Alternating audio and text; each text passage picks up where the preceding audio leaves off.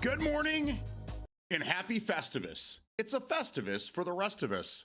Yeah, that's today. Who's celebrating? I am. I can't. Oh, man.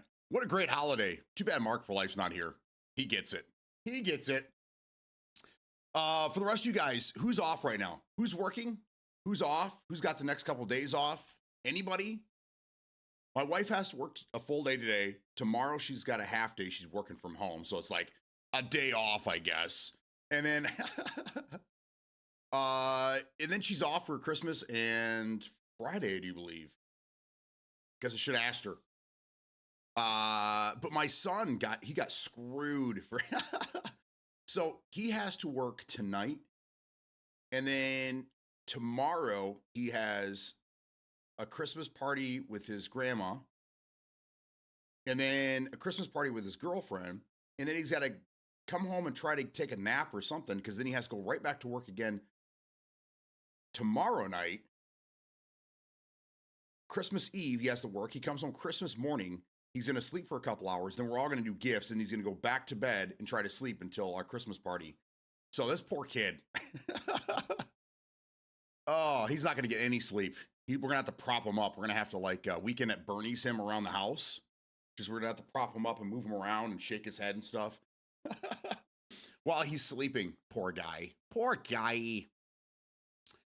Louis, Smokey, Rack. What's going on, boys? How you doing? Are all you guys at work right now? Everyone just chilling? Oh, let's see. 54 kills is crazy. That was so good. Yeah, Lou, I didn't get a chance to watch your stream last night. I apologize. We were out and about doing things, and then we passed out. But yeah, I saw the massive kill. Good job, dude. Work like a jackass. Louis got a half day tomorrow. I'll be in tomorrow till hopefully 12 and a full day Friday. No stop for him. That's crazy schedule. I know. It's because another third shifter got fired, so they're using him to plug all the holes until they find somebody else, which is not fair. They should have had somebody else, or the manager should be stepping in. If the manager fired the other person, the manager should be stepping in and covering those shifts until the manager gets another person in there. But it is what it is. Free to escape. Good morning, man. Yeah. See, this kind of takes me back to when my kids were little. Is Christmas was always fucked because I was in sales, so I worked Christmas Eve until like 1 or 2, and then we had a Christmas party we went to, and then Christmas Eve was just wild. Couldn't get the kids to go to sleep because Santa's coming. So it was a long night, and then we had to get up super early in the morning because the kids are still young and they stay up late and they get up early in the morning for Santa Claus. So Christmas morning we're up at like 6 o'clock in the morning, opening gifts, and then we have to get ready for the Christmas parties. So then we go to those, and we come home, and it's play until all hours of the night. Then we pass out, and then I had to go to work right again on Friday.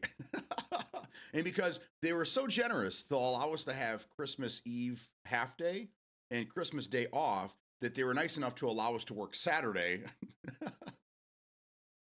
So Christmas was just a blur, and then it was right back to work Friday and Saturday. So Sunday was kind of our Christmas because then we can actually sit around, relax, play with the toys. Yeah. But by then they were already tired of the toys. We got them on Christmas. And so it's actually nice for once being able to be home. But now the kids are older and they don't care. So it's like, whatever. So now it's just kind of like the wife, myself, and the daughter. The three of us will be hanging out. And then she'll want to be on her phone. So it'll just be me and the wife. I miss those days. Louis, your kids are still a little younger. Enjoy those times while you can. Enjoy them while you can. What does he do for third shift? He works at a 7-Eleven Speedway gas station. So he's basically a cashier or whatever. He's an attendant there or whatever they call him. I've been trying to get this kid into HVAC forever. This is what we were talking about yesterday. Skilled trades. I was saying that there's 2 jobs that are in this area. If you don't have any skills, you're not going to go to school. The sales, number 1, that's goes for anywhere. And then GM was the second one. But there's a lot of companies in the area that are looking for able-bodied people that want to work, to the point where they are actually offering like internships without schooling. They'll have one of their top guys take you under their wing. They'll train you, help you get to the journeyman's position. Yeah, it's awesome, man. So these availabilities, they're getting more and more as time goes on, and we keep pushing this kid. Go, dude, go do that. So maybe he will. Maybe he will. Especially after this week of being used and abused, maybe he'll finally get it. Thanks. Me and Diesel played some Gauntlet. Noise. When I saw you had just started playing Warzone or something. I'm like, okay, he's on this tonight. And then I never came back. He was up on the screen. I never came back. Thanks. Most Christmas, I'm crashing out at 4:30 a.m. and up again at 6. You go to bed at 4:30 in the morning? Good God. Why do you do that to yourself? Are you saying your kids won't go to sleep until 4:30 in the morning? Well, I'd be duct taping them kids to the bed. 11 o'clock at night, you going to sleep. Oh, man. So again, today is Festivus, one of my favorite holidays. So I didn't get anything prepared. I have some stuff kind of prepared for tomorrow, just because it's a shorter day and whatever. Nothing big, just just a little something fun. But today I completely forgot about it, and I got on my phone. I'm like, man, I'm missing something. It's on the 23rd. Something is happening today, and I looked it up as Festivus. I'm like, oh shit! I was supposed to do. I had a plan. I was gonna put together the aluminum pole, and then a fake little meatloaf on served on salad. I had everything. We were gonna do our airing of grievances. Yeah. But I think I'll still do that. I can still do that without having to, yeah, it's crazy. So today is Festivus. For those that don't know, Festivus is a made-up holiday. Seinfeld, the TV show, a great, fantastic TV show. Seinfeld came out with like 30 years ago, and it started in the Costanza house, and it's just it's absurd, as you would imagine. So I wish I had the clip to show you guys what it was all about and some of the stuff that happened in the show. That would have been fantastic. I was not prepared. I apologize. So I don't know. I wish I would have done it right, but oh well. We'll still have some fun with it. A few melatonin gummies knocks them right out. Yes. Melatonin doesn't work on me. I've tried it before. I had a hard time sleeping for a while, and melatonin, I tried everything, man. I tried everything. Only one thing that really knocks me out anymore, and that's some fresh air. Kids crash out around 9 or 10, but Santa has to do Santa things, and I don't prep ahead, so all the wrapping of some years Santa oh my God. You do all your wrapping on Christmas Eve? Bro. That's tough. That's tough, man. Fresh air always works for me. It depends on the fresh air that I get. If it's sativa fresh air. Indica fresh air is a little different than sativa fresh air, and then you got the hybrid in there as well. So, you never know. You never know. Benadryl? There you go. You are crazy. Absolutely bonkers, man. Yeah, I can't believe you're up wrapping gifts middle of the fucking night, Christmas Eve, man. You're an animal. We put the kids to bed, and then the wife and I sit down for a nice little drink, and we just chill. Now, I think I've told you guys this. Every year, the wife and I have our own tradition. So our kids go off to their grandmother's houses of the other family members. And they, on Christmas Eve, they all have their celebrations. They do their parties and whatever. And the wife and I, we go out to our favorite restaurant. And every year we do the same thing. We go out, and while the kids are doing their Christmas celebration with their family members, we go out to our favorite restaurant and we have ourselves a couple cervezas, some Christmas tacos. And it's a good time. And then we get back home, and we're just kind of chilling, nothing going on. The kids come home, everyone's tired. We just kind of hang out together, watch maybe a Christmas Vacation or a Christmas movie, and then we all kind of go our separate ways. But that's my wife and I, our family, our two family tradition, I guess you'd say, is that they go off and do their thing, and then we sneak away and we do our own little dinner. And it was more fun. It was more fun 10 years ago, when they were littler. We felt like we were sneaking around, doing something we shouldn't be doing while they're doing their thing. We're like sneaking around. But now it's not as fun, but it's fun for us. So that's what we do every year. So tomorrow, after the wife is done doing her work, I will be streaming tomorrow. Just so you guys know, I will be streaming for a little bit tomorrow. So if you guys are on board, I should see you pretty early in the morning. Because we don't have anything else going on. I don't have any other projects. I'm done. I told the wife I'll stop everything until Sunday. So tomorrow she's be working in her office pretty early, so I'll be down here doing my thing. So yeah, there will be a little bit of a stream tomorrow, but when she gets done, we're basically dipping out because I think the kids are gonna be gone most of the day. So a lot of fun. I can't wait. And then we get into Christmas Day, and Christmas Day is always wild, but I'm looking forward to it. I don't have a lot of holiday spirit this year, and the wife kind of blames me for for her lack of holiday spirit as well. I don't know. Christmas doesn't hit like it used to anymore. And I keep telling her that. Once the kids got older, I don't know. It's not the same anymore. Christmas is always for the kids, man. When I was a kid, I loved it. Then I got older and then I immediately started having kids. So like the Christmas spirit for me never really left. I know probably most people, when they hit, 18, 19, 20 years old, they move out to get their own thing going on. Christmas isn't really the same anymore until they have kids. And that's usually, 5-10 years down the road. And then they get, the nostalgia of, Christmas when they were kids. I had kids immediately. I was a kid raising kids. So that never left until my kids got older. So like 5 years ago, 5 years ago, they started to kind of like, Christmas isn't cool anymore. And then they did it to me. That's why I tell the wife, they did it to me. Sorry. It's their fault. I blame the children. So in my house, Santa has special paper that only he uses. I bought about 20 rolls. Okay, so this is, I remember this stuff.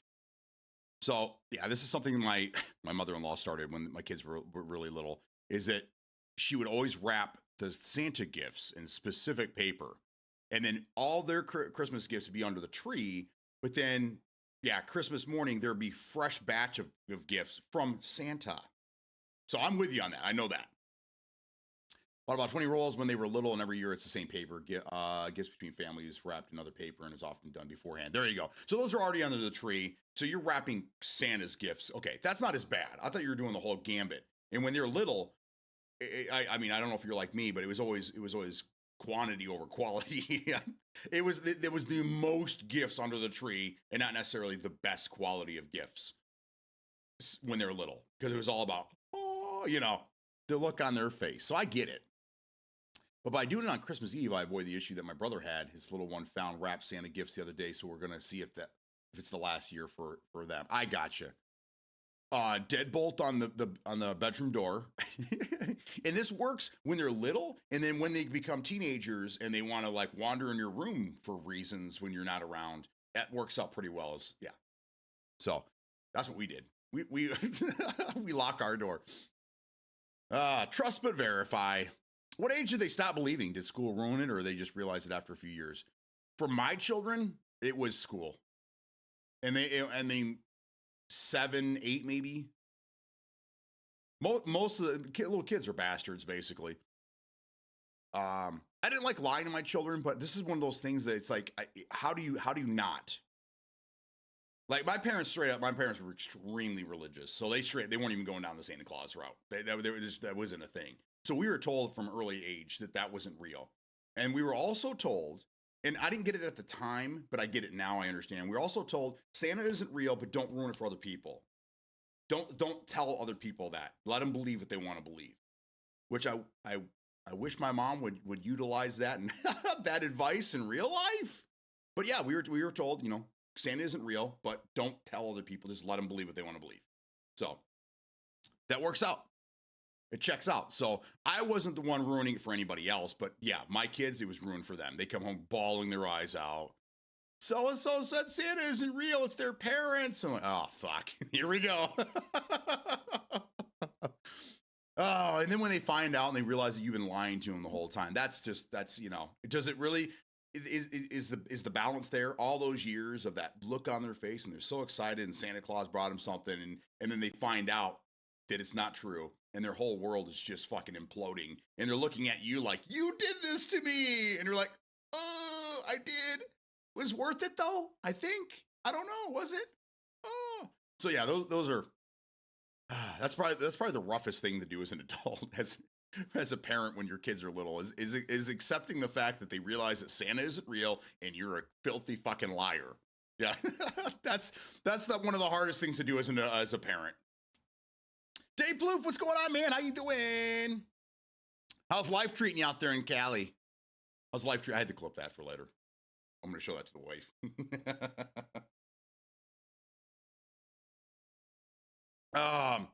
Do any of your kids, well, I mean, obviously Frito Escape's kids do, but I mean, Smokey, your kid's 9 now. I mean, he's got to be way beyond the age. I mean, he's ready for a full-time job and a driver's license at this point.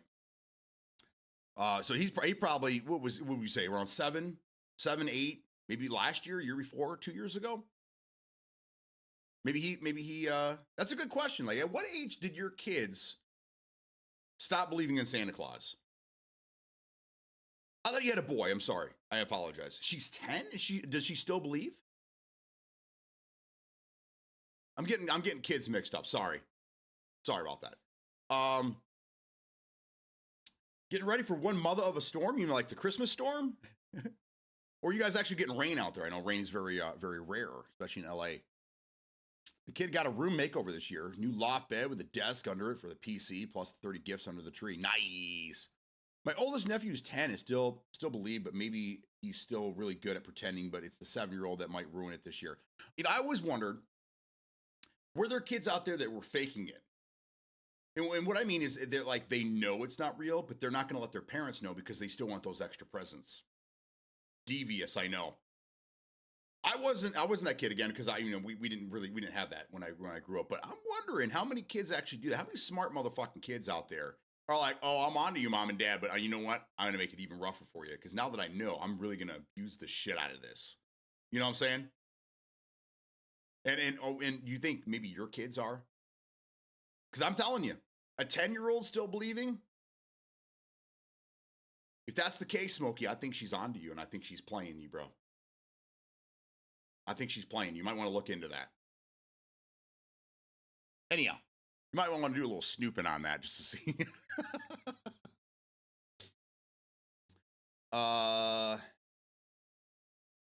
Still believes as of now. Okay, all right, Smokey, 100%. She's using you. Okay, I know this is a hard fact. It's a hard fact to listen to, but your child is exploiting you right now. She knows. She's trying to get that PlayStation Pro out of you, man. But no, good for her. Good for her that she still believes. Add a little Christmas magic. Because without Santa, it's just another day.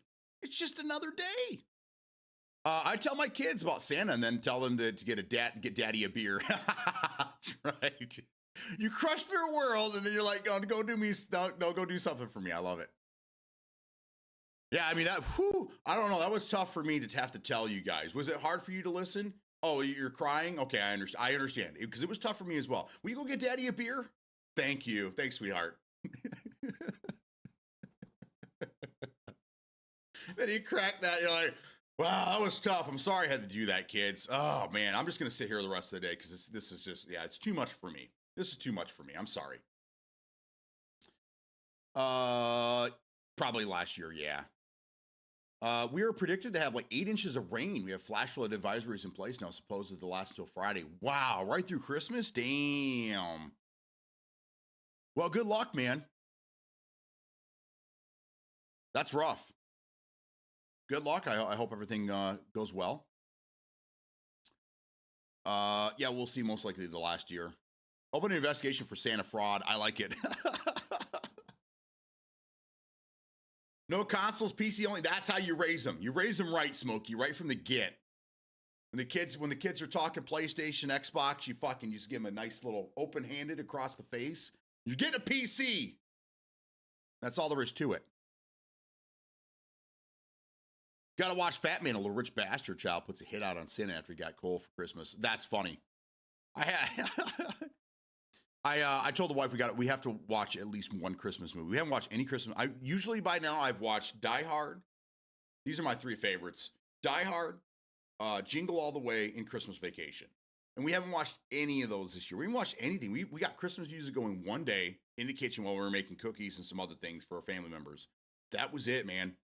And then my wife tried to play some Christmas music last night in the car. That didn't work out too well. They're all B-sides, you know. So we're not really, I hate to say, but this is probably the least Christmas spirit our family has had in a long time. Everyone's just like, Christmas is Thursday, and literally you can hear the sighs all around the house. Mel Gibson plays Santa. Yeah, that's one of the, probably the reason I haven't watched that movie. Because Mel Gibson is wild. Supposedly, rumor, I mean, we're going to go off for a second here. We'll come back. But supposedly there's a rumor going around, and I'm sure it's all AI and all that nonsense, but Lethal Weapon 5 is now being put together. I mean, it's been 27, 28 years. It's been a minute. Supposedly they're making another Lethal Weapon movie. I don't know if there's any truth in that, but that's what I heard. Thanks. Normally we work on our tans over the holidays. I even gone to the beach on New Year's. It's been high in the Oh my God. Yeah, I would love that. Let's see. What is it today? Oh, Jesus. It's 43 degrees. Peace out. I'm out. The sun's out. It's 43 degrees. I was out there earlier and it wasn't that, but wow. And now it's saying that we're looking at 2 to 4 inches of snow on Friday, which is fine because as long as we're good, we're clear on Thursday. My family members don't know how to drive and they don't know how to park. They've been here a million times, and for some reason they constantly drive all over my yard. I know I sound like an old man. Get off my lawn, but they drive all over my fucking yard, man. I don't get it. So if there's any snow, and my mom is all over, she's in the back fucking 40. I couldn't find a parking spot. And like, the house is over here. If there's any snow, they get lost. Any at all. So as long as it's dry for the next 2 days, we'll be okay. Oh, they run them over, dude. We had rocks. When we bought this house, they had this rock bed type thing in part of. So they had big boulders kind of lining the driveway, and motherfuckers would hit those things. And then they'd be complaining to us, "Oh, I damaged my car and your rocks."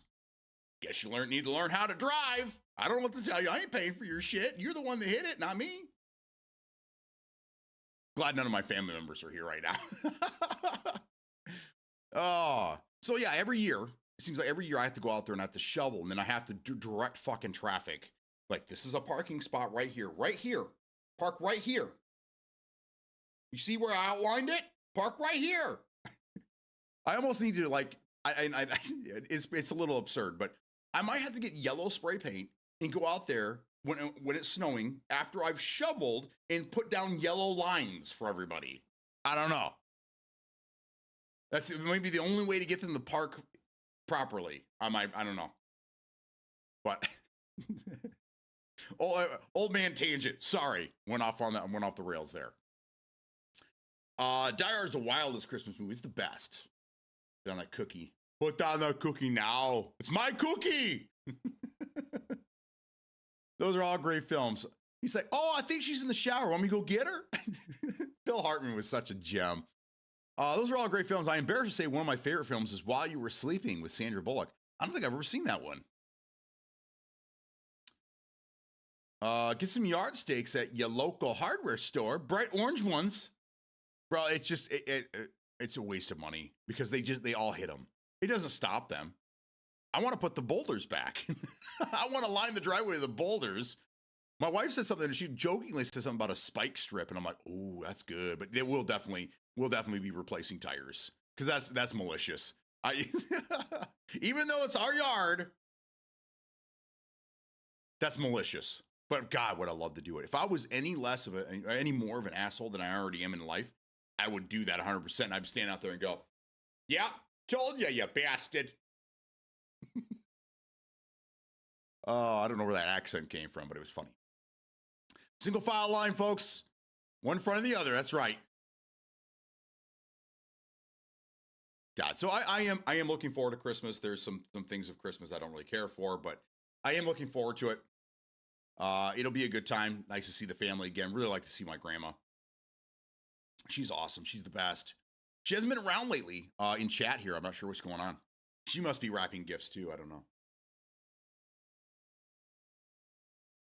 So, how's my brother doing? I don't know. I haven't seen him. He missed Thanksgiving. He missed the birthday party before that. He missed something else. He's probably not coming to Christmas. I have no idea. I haven't seen my brother since the beginning of summer when we were working on that Jeep together. I haven't seen him. I haven't talked to him. I haven't heard from him.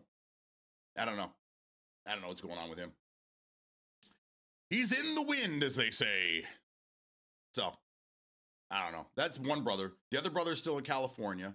And then I have another brother who lives a little ways away from us. I don't see him either. So I see my sister, not a lot, but I see my sister the most out of all my siblings. My sister and I are probably the most alike. I'm the oldest. She's the youngest. She's like a year and a half older than my oldest son. So we didn't grow up together.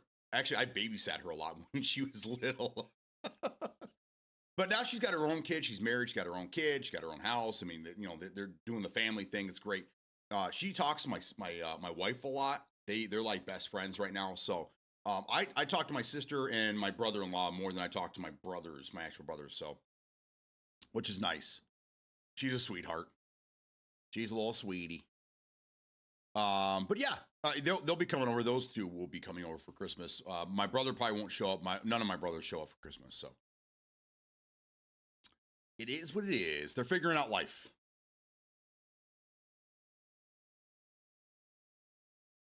So I asked this yesterday. I'm going to ask it again today because I didn't really get much of an answer yesterday. Is there anything that you guys are hoping for Christmas? Is there any gift that you're looking? I mean, like we talked about this, that typically when you're an adult, you buy shit for yourself and you don't really look forward to Christmas for the big gifts anymore. You usually get something, nice or something you needed or, something, it was a nice, gesture for Christmas from people. So you're pleasantly surprised, but you're not like, it's not like when you were a kid and you're like, oh my God, a brand new Nintendo 64. Oh, you lose your mind, those days are gone now. But is there anything you're looking forward to or possibly hoping to get? And then another question, I didn't think of this one yesterday, is if you don't get what you're hoping for or looking forward to, are you just going to go out Friday and buy it for yourself? we have this new, or not, I wouldn't say new, but we have this rule, especially for the boys. December 1st through Christmas, you're not allowed to buy anything for yourself. I know we can't really implement that on adults, but that's kind of like the thing. Don't buy anything for yourself so we can get whatever it was you were going to get. Sometimes they listen, sometimes they don't. But luckily, we've never bought anything for them that they wanted that was on their list that they bought for themselves. Yeah, so it works out. But I was thinking about that. Like, I can't think of anything that I ever wanted that I didn't get on Christmas that I went and bought for myself the next day. But I absolutely would. Absolutely would. Getting a new exhaust system for the Hummer. Nice. Hell yeah, dude.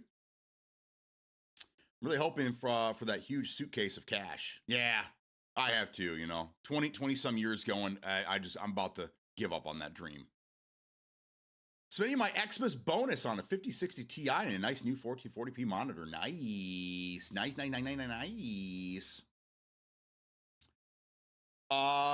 Is a 5070 out of, if you're gonna go 5060 Ti, why don't you just go the next step and just grab a 5070? I'd go to the 5070 and get a little bit cheaper of a monitor because you can always replace the monitor down the road. Monitors are cheap, but that video card, man, a 5070 is probably what, $600 right now. Just saying. That's all. I'm gonna take a break from Splitgate in the stream and go smoke some weed. Don't do anything too funny without me. Can't promise anything. Good luck. Good luck to you, sir. If there is something I want, I will buy it for myself. But I do look forward to my mom making homemade cookies. Yes, this year I'm looking forward to. We're having a normally. So where do I start? Let me go back a little ways here. So many years ago, we stopped the tradition of basically having Thanksgiving food on Christmas Day. It was just boring. We do Thanksgiving and then the same people come back for Christmas. We do the same fucking shit.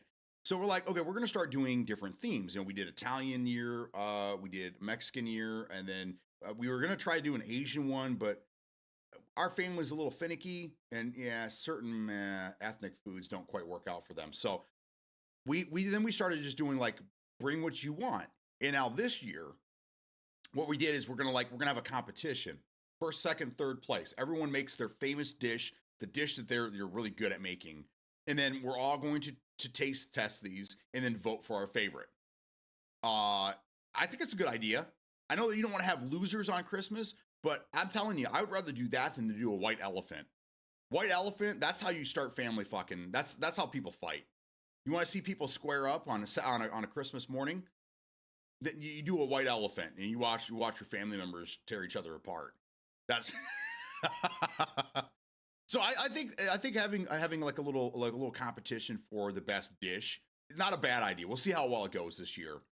We'll have a good time, I'm sure. But now I'm looking forward to, because not only are they bringing something different and it's not the same crap every year, we know that they're going to put the effort into making the best dish possible.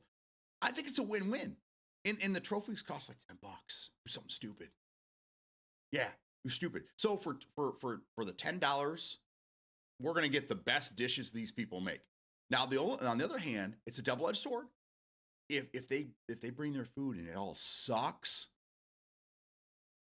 I'm gonna look at my family a little differently. If the food is garbage, I mean, oh no, this is the best they could offer. Yeah, we probably don't need the host anymore. This is so we'll see what happens. We will see. 5070, yes, I would definitely do that, man. I mean, a 5060 Ti is going to be like, it's going to be in between. So if you could just squeeze a couple extra bucks, and I thought the 5070s were going down in price right now. Probably get yourself a better 5070 versus the 5060. But either way, take a hit from me. Ink and Skin, good morning. What's going on, man? I got a friend that's doing a summer cookout with burgers and dogs for Christmas dinner. I would love to do that. Every time I see that Corona commercial where it's just this hut out in paradise and it's evening and the guy's whistling and then the lights come on, the Christmas lights come on the palm tree. Oh, bro. I told the wife, even if it's just for a vacation, I want to spend Christmas on a beach somewhere. Maybe Dave Plouffe will let me stay in his garage or something for a day or two. I'll go out there and hang out in LA for the flash floods because I don't want to be here. It's so cold. God, I jokingly say I can't feel my toes from November to May, but it's kind of true. I don't feel my toes during that time frame. It sucks. That's a great idea. Hello, all. Hello. What's going on, man? Ink and Skin, what are you looking forward to for Christmas? What are you getting yourself for Christmas? That's another thing. I know people that go out and buy gifts for themselves for Christmas, which I think is awesome as well. But good on you for having the strength to not open that fucker, knowing you're only cheating yourself, and use it beforehand. Or do you use it and then you box it up Christmas Eve and like, oh, I'm gonna open this tomorrow. More than welcome, no rent. Just help me set up a gaming system. I can help you with that. That's no problem. All I need is a cot and a but what they say, it's four walls, a roof, and a cot. I'm good. I don't care. Put me out in the garage. I'll sleep on top of your deep freezer. I don't give a shit. Gigabyte 5070 Ti 16 gig is $750. Gigabyte 5070 Ti overclocked is $799. I would go with the 750. Overclocked isn't really, you're not getting what you think out of an overclocked card. It's not much. And if you undervolt it, you'll get better return on your investment anyhow. So I'd go for that. You don't even have to, if that's too far above the range, just look at a vanilla 5070. You don't even need the Ti, but if you got the money, bro, I would go for that all day long. But overclocked, it's not really worth the extra $50. I would get the Ti, just a standard Ti for the 750, and then I would go in there and I would underclock or undervolt it, and I guarantee you'll get much better return. Overclock sounds good. I mean, that's the term that's been around for a long time. So when you hear overclocked, you're like, oh yeah, more power. But no, it's not really. It's very minimal. It's not a lot. But either way, I would go that route. And again, if it's a little too much, then jump down to a standard 5070 and see where the price difference is. Probably $150 difference there. But again, it's your money. Spend it the way you want to. And just like that, he bought a video card that costs as much as a PS5 Pro. That's how you do it, console people. That's how you do it right there. They're like, can I just play on the video card? Or do I need the rest of the computer to play? I've actually been asked that question before. Someone that didn't really know anything about it. And, they didn't know. They were just asking questions. There's no dumb questions. There's only, dumb questions are the ones that aren't asked. But yeah, I have, for me to hear that question, I thought it was just humorous. But I actually had someone ask me when they wanted a gaming machine, and I was going through and I was explaining everything. And I was, okay, well, what's your budget at, this and that? And they're like, their budget's $700. And I'm like, a video card's going to cost you that alone if you're looking to, to build something like this. They're like, do I need the rest of the computer? Or can I just use the video card? Can I just plug that into a screen? I can just play off the video card. I'm like, are you serious? Are you serious right now? Oh, you're serious? Okay, no, you can't do that. No, you can't do that. And I'm fighting back laughter because I don't want to, embarrass this person, but I've been asking pretty wild questions over the years. No, you kind of need the rest of everything to go together. I mean, you can go buy an engine, but you can't stand on top of the engine and drive that to work. You still need the rest of the car, right? It's kind of how it works. Unless you get into custom and extreme OC situations, you don't get much extra. No, it's not worth it. It's not worth it. Like if you were to get, so you can get like, let's say like the 5600, the AMD Ryzen 5600 is probably the most purchased CPU out there. There you can get the 5600 standard, and then you can get like an X. There's also a G, and there's a couple other models. But between the 5600 standard and the 5600X, the price difference there, if you're looking to shave a little bit of money off, you can go with the standard, and you can actually overclock it and get returns that are closer to the 5600X while saving some money. Now, in situations like that, you can do it. I'd still prefer the X. I don't like overclocking anything. I used to overclock when I was younger. Things can happen. You're also wearing out, the lifespan of the unit, this and that. So I don't like to overclock, but undervolting, I do that a lot. My 4070 is undervolted, and that actually gave me some pretty good gains in Cinebench. And I've noticed big differences in some of these games, especially games like Gray Zone Warfare, which is very, very CPU intensive. Undervolting to get more return on your investment works out fantastic in the games like that. So undervolt, not overclock. That's what you want to do. So yeah, Free to Escape is on the same page here. I love it. I'm just happy you're not buying an AMD video card. That's especially if you're going to stream. If you're going to stream and game at the same time on the same machine, you have to go NVIDIA. Or Intel. If you want to save a couple bucks, you can go Intel as well. But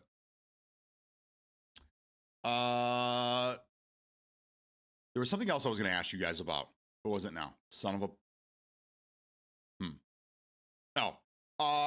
I pretty much have given up on Game Pass games for the remainder of the year. I thought by now we'd actually have another game. I don't think anything's come out in the last 2 weeks on Game Pass. Nothing. The most recent game is the Bratz game, the Bratz doll game or whatever. There was a rumor going around. It might still happen, probably beginning of the year, that a certain game was coming to Game Pass. But again, it was a rumor. Star Wars Outlaws. Now, I don't really know much about this game. All I heard is that it had a really rough launch, and not many people liked it. It wasn't Star Wars enough. You can't jump. There's a lot of weird mechanical things wrong with the game. Well, I see it's on sale right now, and I'm kind of interested in it, kind of not. I don't know. I got burned on the last Star Wars game, so I don't know. What do you guys think? Did anyone here play Star Wars Outlaws? Is it worth a purchase for like, I think, was it 50% off or something stupid like that? Is it worth it? Or would you say maybe if it comes to Game Pass, I'll be disappointed? Okay, there you go. Thank you. There you go. So not a good game then, huh? But if it dropped on Game Pass, maybe worth a look-see, but not something you would purchase. I got it. Okay. Well, then I'm gonna stay away from that game then. I'm just running out of things. I have nothing to play. Like, I'm just tired of everything. After yesterday, like Splitgate, like I think that game's already dead. It's been out for a week. It's a week today. Actually, when Reckless gets back, when he gets back from doing his thing, I'm gonna ask him. How are the lobbies? Is he running into the same people, or what's the story? Because that's how it was yesterday. We were running into the same people all day long. I can only report people for kicking my ass so many times, and it wouldn't be Game Pass, but it would be Plus, which yes is part of Game. Yes, right. But I mean, that's where they offer it. Game Pass offers these games through, yeah. But either way, Same thing with EA. Game Pass offers games through EA and Ubisoft. So like right now I'm playing Assassin's Creed Mirage. I say playing it. I fired it up once. That's the one game I have installed on Ubisoft Connect. Is because Mirage is now available through Game Pass. But if I didn't have Game Pass and I went to Ubisoft, I'd have to actually like purchase their Ubisoft Plus or whatever that service is in order to play that game. So I'll just stay away from it then and see what happens. Maybe it'll be part of Game Pass down the road. I don't know. We'll see what happens. I was thinking about going back and playing some Battlefield 6, but people are telling me that the game is still broke ass. Because I'm interested in RedSec, so I should say that. I'm thinking about going back and playing RedSec, not Battlefield 6. But people are still telling me that it's still broke ass, and I should really, for sanity purpose, I should probably wait until they patch it in January. So it sounds to me like the time to get back into RedSec is when they fix the game for the pro tournament, if they ever decide that they want to do that again. Gray Zone, I'd love to get back into Gray Zone, but I need people to play with. Splitgate, it seems like it's dead now. So I don't know. I'm kind of out of games. Mark for Life was awesome and ended up giving me a $50 Steam card yesterday for Christmas. So thanks again, Mark for Life. He's not here right now. He's probably nursing a hangover from from trivia last night. But I'm looking at games, going through my wish list. I'm just like, I'm not seeing anything out there. So I don't know. I kind of I'm kind of put out right now until these new games start dropping in February. I think is when we're going to start getting newer games that I'm interested in, which sucks. But I mean, I'm thinking about going back and maybe Cyberpunk. I know we ended on a bad note with Cyberpunk, but it's been almost a year now. So I'm thinking about maybe going back and doing all the DLC, and there's been some new stuff dropped in Cyberpunk, maybe playing that. I was hoping to get back into some PvP, and I've been enjoying what we've been doing the last couple of months because I feel like I've been playing nothing but solo campaign games for the last 2 years, which when I go back, I really have been. But when we find a PvP game, man, we have a lot of fun with it. Man, we do. Gauntlet's fun for now. Is that what you're playing? Is that your wheelhouse for now? If I return and the first thing I hear is Splitgate's dead, I'm going to cry. It just seems like it. That's why I was waiting for you to come back so I can ask you. Are you running into the same people? I read something last night that there is that the week that Splitgate's been back out now, that the highest the concurrent player has hit on Steam is 1,400 players.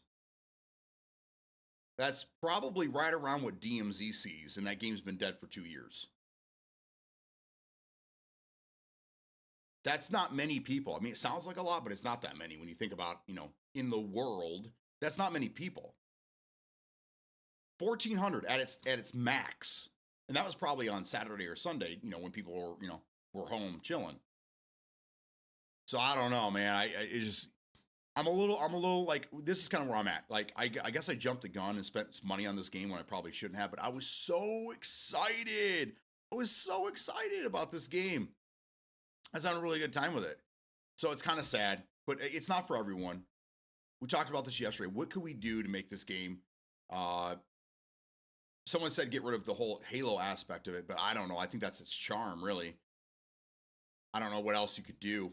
The portals, that was a good spitball session yesterday. Either get rid of the portals altogether, or advertise the no portal mode like right off the get. So you can separate the lobbies right from the beginning. Either you want to play, you have 2 playlists. You can't change anything in the playlist except for like free for all. Get rid of free for all unless you're a solo. But if you're in a squad, if you have 2 or more people, then you should be able to choose portals or no portals. Just like Fortnite, you have building and no building. Boom, that's it. That would help out a lot. So then the people that would like to play the portal portion of the game could still do that. And then for the rest of us that are there for just the crazy gunplay, we can enjoy it without being shot in the back every 5 seconds by a 10-year-old. So I don't know. I still think the skins and everything are great. I think they're like if you had these skins in Call of Duty, people would lose their minds. But for this game in particular, I think it works great because you get the whole thing is like it's a TV show. Like I don't see any blood. Like you're shooting people with bullets, right? But it's kind of like paintball or laser tag or something. It's not really offensive, you know. And so the more you make it seem like it's an arena sport, it's more of a sport game. I think the better. So I think the Halo aspect of this game it fits perfectly. I think the problem is the portals. It's the skill gap. People aren't willing to, they get in there. A new free to play game. Let's get in there. They get demolished in one game because these portals are all over the place, and they're like, "Fuck it, I'm out." Not many people are like us, where we give a game a shot for over 10 minutes. So I don't know. I think at this point, Splitgate's probably just going to go away.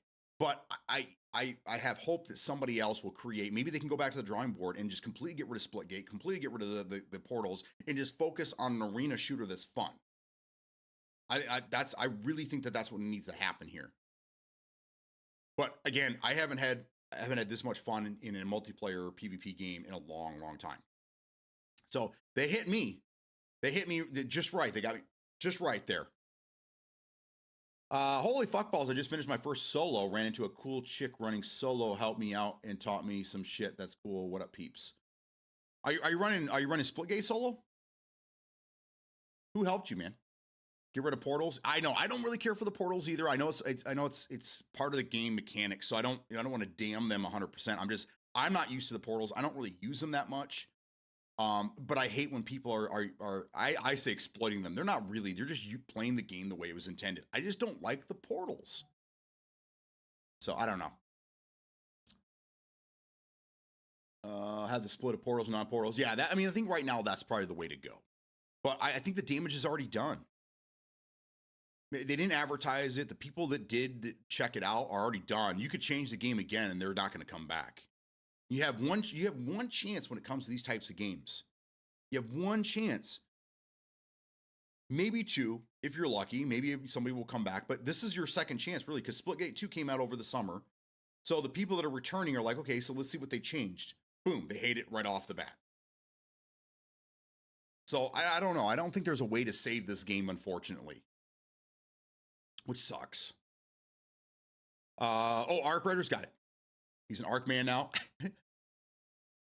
Splitgate is fun. It is fun. It is fun. It just, in order for it to survive, they need to change some things because there's not everyone's like us where we're willing to give something a chance and play it for at least an hour and kind of get a feel for it, things like that. So it seems like Splitball and SWAT is less populated than King of the Hill, Team Fiesta, and Shoddy Snipers. I agree. Yesterday, what we did, this is probably why we're getting the same people all day long, but I just turned on no portal mode. I don't know if you guys know that, but that's what we were playing yesterday. We were only playing the playlist that had no portal mode. That's it. And I actually had a lot of fun with it. So, Mark for Life, good morning. How you doing, man? How's your hangover? Oh, shit, almost noon. Penguin, I got a blueprint. Word of mouth is the biggest sale, and it fall for split. I agree.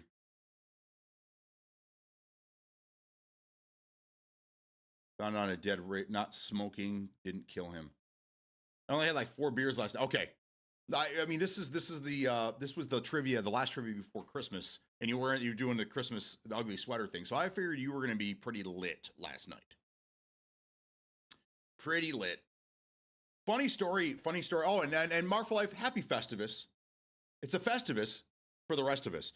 So I've been kind of low-key airing my grievances here. I was hoping that someone was going to come over today so we can do the feats of strength. The feats of strength, that's where someone challenges the head of household. And Festivus isn't over until the head of household is pinned. Yes. I completely forgot about it being today. I had a plan. I had talked about this when the last time the wife and I watched the Seinfeld episode. I'm like, dude, I'm going to do that for Festivus right on Christmas. Like I'm gonna make like a fake meatloaf, and I'm gonna do the poll. And then we're gonna have these categories. We're gonna do airing of grievances, and it's gonna be all about how shitty the games are during the year. But I've done that all year long. I've complained about the gaming landscape all year long. So you guys probably don't want to hear that anymore. You're like, give us one day where you're not complaining about something. Fine. Tomorrow. Tomorrow. I got a lot of problems with you people, and you're gonna hear about it. That's right. Yeah, I was happy with no Portal game types. Yeah, I had a good time with it. Still have to drive after. Yeah. Well, I mean, you guys have the Ubers over there. You guys can Uber home.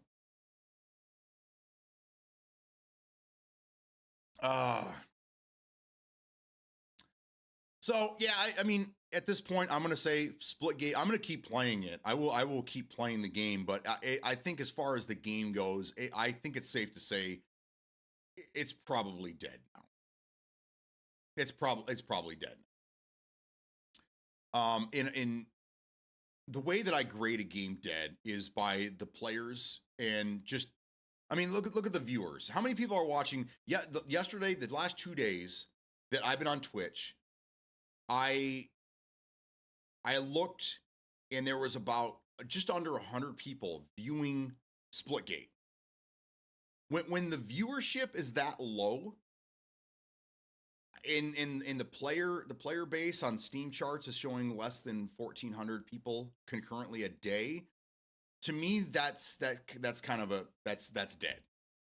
People still play it, but it's dead. Kind of like DMZ. People still argue with me that game's still alive and well. It's not. It's not. People still play it, sure. 1 or 2 people still stream it, sure. But it's a dead game. It's dead. Nobody new is coming to the game. And then only the people that are playing it are the ones that have been there since day one. They don't want to let it go. It's a dead game. It's not going to. I don't even think it survived a full week. Today is the 1 week anniversary of the second launch of this game. Right? It's only been out for 1 week today. And yeah, nobody's playing it, so it sucks. We need to play Splitgate. Okay, let's play. It's not going to survive the week. Yeah, it's rough. I'm going to try to play it as much as possible before that. I am too. I was going to try to get to the battle pass up to 100 since I paid for the fucking thing. But the problem that I have is that every day their fucking daily challenges are stupid. Like, I don't really care about my KD ratio, but this is a game where I get in, I sweat, man. I'm a sweaty player. I want to get in there. I want to fucking win every game I play. And running around with a shotgun's not it. Running around with a carbine is not it. Right now I'm running an AR, sometimes an SMG, and I fell in love with the new LMG that I'm having a really good time with. But other than that, I don't really give a shit about those other weapons, and that forcing me to use weapons I don't want to. It should be something stupid like, I can live with get 10 sticky grenade fucking kills, or, kill so many people with your favorite weapon, or, something, anything, kill people that have the ball, or, something like that. Get 5 close call medals, or get, something like, I don't know, forcing me to use weapons I don't really want to play with in the game is not the way to do it. So that battle pass will probably never go up any higher. I mean, you get each level is 10 or 100. It's 100 fucking tickets or whatever. And you get 10 tickets per game. So if you play 10 rounds, which would be a couple hours, then you can go up 1 level. So if you're lucky and you're playing a couple hours every day, you can go up maybe 1 or 2 levels, something like that. But if you really want to go up quickly, you have to do these stupid ass challenges because they're worth, 75, 50, 100, then you're talking. But trying right now, but I can't even get into a ranked game. I think I'm going to have to wait for people to get out of work. Yeah, sorry, missed your invite last night. Was waiting on 2 others to join on me, and I should be on later tonight after finishing, get ready for Xmas Day. I stole him last night the moment he invited you.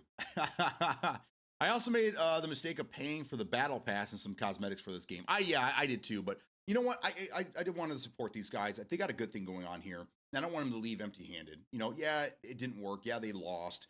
But, you know, what they say in Indiana Jones? You lost today, kid. Doesn't mean you have to like it. Something like that, you know? I want them to go back to the drawing board and say, okay, what can we do now? Their gunplay, their guns, their cosmetics, their arenas, all that is fantastic. It's just the portals. It's just the portals. I think that's the big problem. But I don't know. They need an identity, and making it look too much like Halo is probably another problem. But I don't know. I'm going to move on from the conversation of Splitgate because it's so sad. It makes me want to cry, and I want to cry. Sweet Smo, y'all, it's all good. We need to run with Penguin tonight if possible. I think they should get rid of the spawnable portals, unfortunately, and just make them like the Halo teleporters, still in the same fashion that you can see and shoot through them, and just keep them fixed, incorporated into the landscape. Yeah, I mean, that would work too, but I don't think enough people would. You have to so people already have this in their head, right? So when they think Splitgate, they're thinking, oh, that's that with a Halo with portals, right? Oh, played it, didn't like it. You have to completely reinvent yourself now. They cannot, if they come out with another game, they cannot use the name fucking Splitgate. They just can't do it, man. You already have an idea in your head when you hear that name. So now you got to come up with something different. You're gonna have to change things, and you're gonna have to get rid of what fucked your game the last time, which is, and I think in this game is portals. But they have to change really everything about it. They definitely will have to rebrand the name, but that could also help them out. This, just so you know, this name Splitgate is now mud. Nobody can ever use the name Splitgate again, because anybody that hears the name Splitgate and knows what Splitgate is will immediately go, oh, no, I'm good. So you've already lost the war if you reuse this name. You can't do it. It's just tainted now. It goes into the Hall of Fame as a bad name. You can't pick that back up again, unfortunately. It's 100% what I think that with that name, why I said remove the Halo vibe, like the portals. I just don't know what else you can go to. I mean, like, what other arena shooter, besides Call of Duty, because that is an arena shooter, what other arena shooter can you think of with this speed and this type of gameplay that matches up with a game from the past? You got to have something, right? I don't think enough people know what Unreal Tournament is. I don't think enough people know what Quake is. If you're trying to get everybody in, not just the older people like myself that have nostalgia for the older games, what other game are you going to try to attach it to? People like that, like familiarity. So you have to come up with something that they're kind of familiar with, maybe even just a little bit. Even PlayStation people know what Halo is, right? That was the one game that they were jealous of. I think a lot of the reason why PlayStation people talk so much shit about Xbox people is they were jealous that they didn't have Halo and Gears of War, but Halo more so. Because Halo was the shit. So, I mean, trying to hitch their wagon to the Halo universe, kind of, it wasn't a bad idea. It wasn't a bad idea. It's just the way it was implemented made it just, that's what fucked up. Was never jealous of Halo.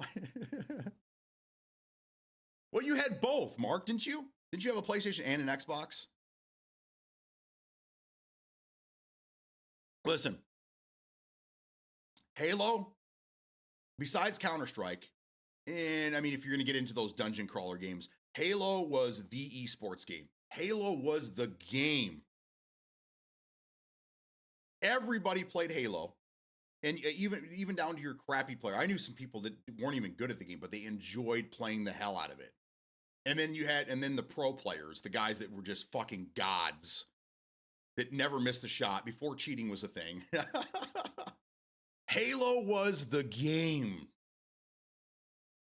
And I would say it's probably the last great split screen shooter ever.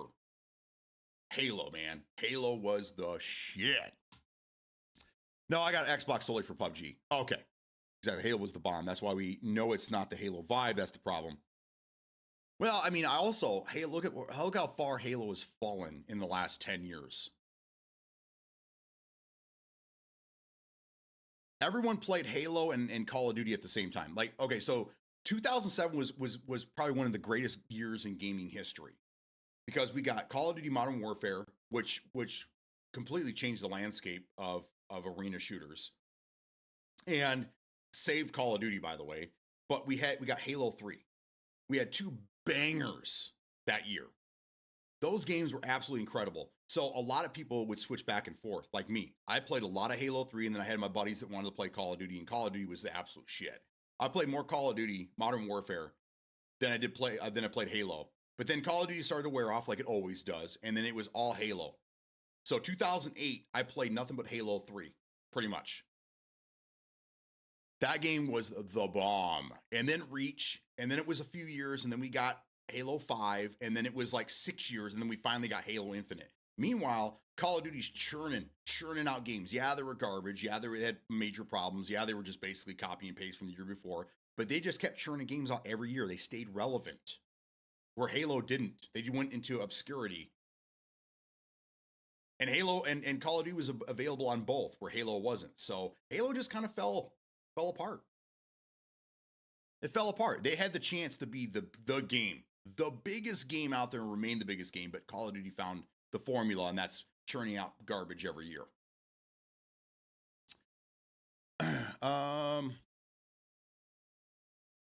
Both new generation systems. You know, if you would have consolidated that money into a PC, but Halo fell to a monster of the weak problem, flipping through different plots in a single title. If we think Halo is not the problem, look at Steam and Twitch charts for Infinite. If we think Halo is not the problem, I don't know what you mean by that. Are you saying what I'm saying is that having the Halo aspect, even though because Halo is dying out, dying a horrible death right now, and trying to do a Halo themed game when Halo's not even popular anymore? Is that what you're saying? Because that's kind of what I'm saying too. Is I get it, and I think it's great, and I love the fact that it feels kind of like Halo to me. I don't know where else you can go with it. I mean, if I were them, I would have gone like Unreal Tournament or something along those lines. But I don't think enough people would have got it to understand it. Where this game is full of Halo references, and other games as well. A lot of pop culture references. It's got some Star Wars in there. There's got some Quake stuff, some Unreal Tournament. It's a hodgepodge, of stuff. But yeah, no, I'm with you. But it's again, it's hard. Like, where do you? What universe do you try to attach to? Oh, just a little bit, just for familiarity and nostalgia. Where do you attach with this type of arena shooter? Tribes, but nobody plays Tribes anymore. Does anybody even know what Tribes is? That's probably the other closest game that this is to. But Tribes was a completely different monster. That was you were slipping and sliding, and you were on maps bigger than Battlefield. That was all sniping and shit. There wasn't a whole lot of close quarters combat, but I kind of get that with the jetpacks and the verticality and the movement and things like that. If you think Halo's money isn't an issue, Lowell, I think even Doom's multiplayer has more player base when that was out. Which Doom? Which Doom? If you're talking about the Doom Eternals, was it Doom Eternal that had that weird multiplayer where there was one Slayer and then the other 3 players were the monsters, and you had that was so strange, man. I don't know anybody that played that. As a matter of fact, I got the game when it came out, and I tried getting in there because there's some achievements for it. I couldn't find anybody to play with. It has an arena multiplayer. Oh, I didn't know that. I did not know that. I mean, it's probably close then, because I didn't know anything about that. The only multiplayer for Doom, for the Doom reboots that I'm aware of, was that one again where there was one Slayer and then everybody else played the monsters, which was such a weird concept. But I don't know, because Doom was one of the original multiplayer. I'm sure there was 1 or 2 before it, but Doom was the original FPS multiplayer online shooter, and that was at what, 93? And yeah, 100% more people played that.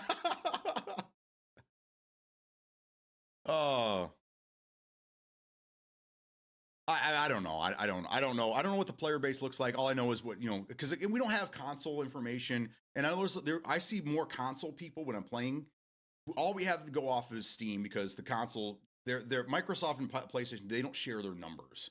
So all we can do is we know with the information that we have, we know that PC is almost 50% of the gamers out there, not including mobile. Mobile's a completely different monster. But when we and Switch, when we add to consoles being PlayStation and Xbox and then PC, they're about 50-50 right now when it comes to player base. Pretty close, within 5%. Okay. So it's a good standard. A lot of people say don't use Steam for your numbers. Well, we have nothing else to go off of. So we kind of do a little math with Steam, and we might lower it by a couple percents. But 140,000 players playing this game, or was it? No, it's 1,400. It was 1,400 players at concurrently on Steam. Console numbers may be a little higher than that, but I don't know. I don't know. It's so hard. It's so hard to know what exactly, unless they want to share their numbers with us. I'm sure they don't, because I don't think their numbers reflect what they were hoping the numbers were going to reflect. So I don't know. TDM Capture the Flag. I found it because I played it on Game Pass. And to clarify, the Halo vibe is a futuristic sci-fi shooter. We've had plenty of those types of games be successful. Agreed. I mean, maybe they can try something else, but you can definitely tell this is kind of like, these guys loved Halo. They loved Halo and a lot of these other arena shooters, and they've made something that they can be proud of, because this is a really good game. It really is. Not a whole lot of issues. There's rubber banding, but I think, again, that has a lot to do with people that are VPNing into servers they don't belong in, probably because they're from a different country and, whatever, they can't get games where they're at. It happens. And then we also have people that want to exploit that ping to get wins, whatever. But we don't know that, because we can't see what the individual ping rate is. But also, if the servers are as barren as we think they are, that means that, yeah, probably they're merging servers together in certain areas to try to help the numbers out a little bit. So I don't know. Can you help me hack? I don't know. Can I get more information? Welcome. How you doing? We have the vibe, I think, of is the armor, suit, energy weapons, but ballistic weapons, the color palette. I like all of that. I fired back up. I put something in Discord about the someone made a demo of the Unreal Championship, but like on Unreal Engine 5.7. And I went back through and I just kind of ran through that a little bit, because you can't really shoot or do anything. It's just a demo demonstrating what it looks like. I thought Splitgate looks pretty fucking good compared to that game. I like the colors. I like the palette. I like everything about this game except for the portals. That's really it. The portals, and there's just no one wants to play it. But no, your opinion does matter, because, again, like, you have a different opinion than I do, and you have a different, thought process than I do. So if let's just say that they made this, what's another popular or PvP game? Not Call of Duty, not Halo. Give me something. Give me something out there that's popular. Overwatch. Okay, how about Overwatch? So if they reskin this and made it look like Overwatch, would you be more apt to play the game? All the mechanics, guns, everything stays the same. We just reskin everything to Overwatch. Would you play it then?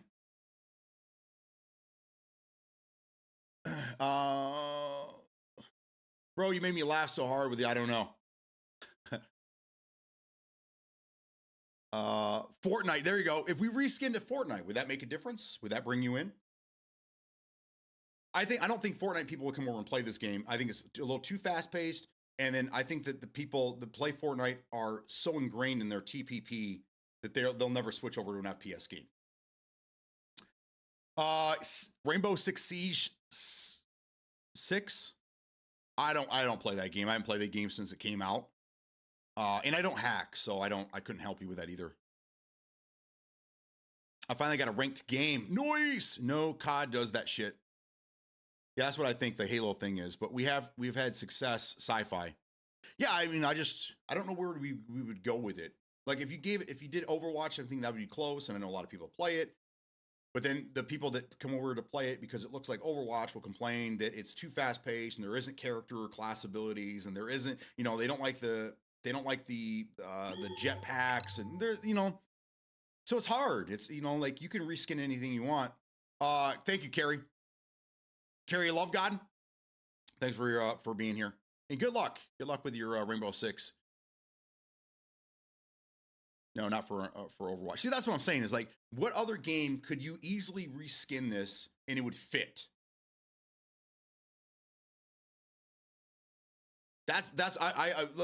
We'll entertain your idea of getting rid of the Halo aspect, but what would you replace it with?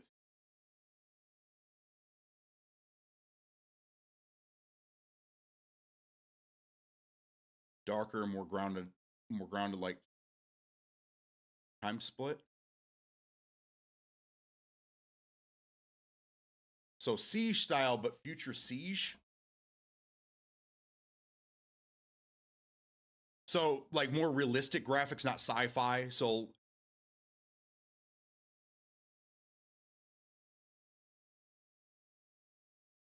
Titanfall. I mean, you could change. I mean, maybe even Apex Legends. You could kind of change. I mean, it kind of looks like that now. But I mean, in order for it to be, then you have to add in wall running and shit like that. I guess it would work, but again, the people that are coming from those games will be like, it doesn't play like it. That's kind of the problem that we're at, is that you can reskin it and make it look like another game, but it's not going to play like that game, and that's kind of where we're at. People are going to be like, oh, it looks like Titanfall. They're going to get in there like it doesn't play anything like Titanfall, or it kind of you could probably get away with Apex, but again, Apex looks just like this. Go back and look at Apex. Apex looks just like this game now. I don't know what you'd change.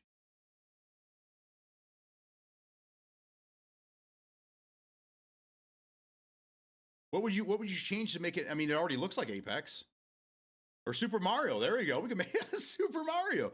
I don't think you could. I don't think that you could reskin this and make it any better than it is now. I don't know. I mean, I'd be willing to try.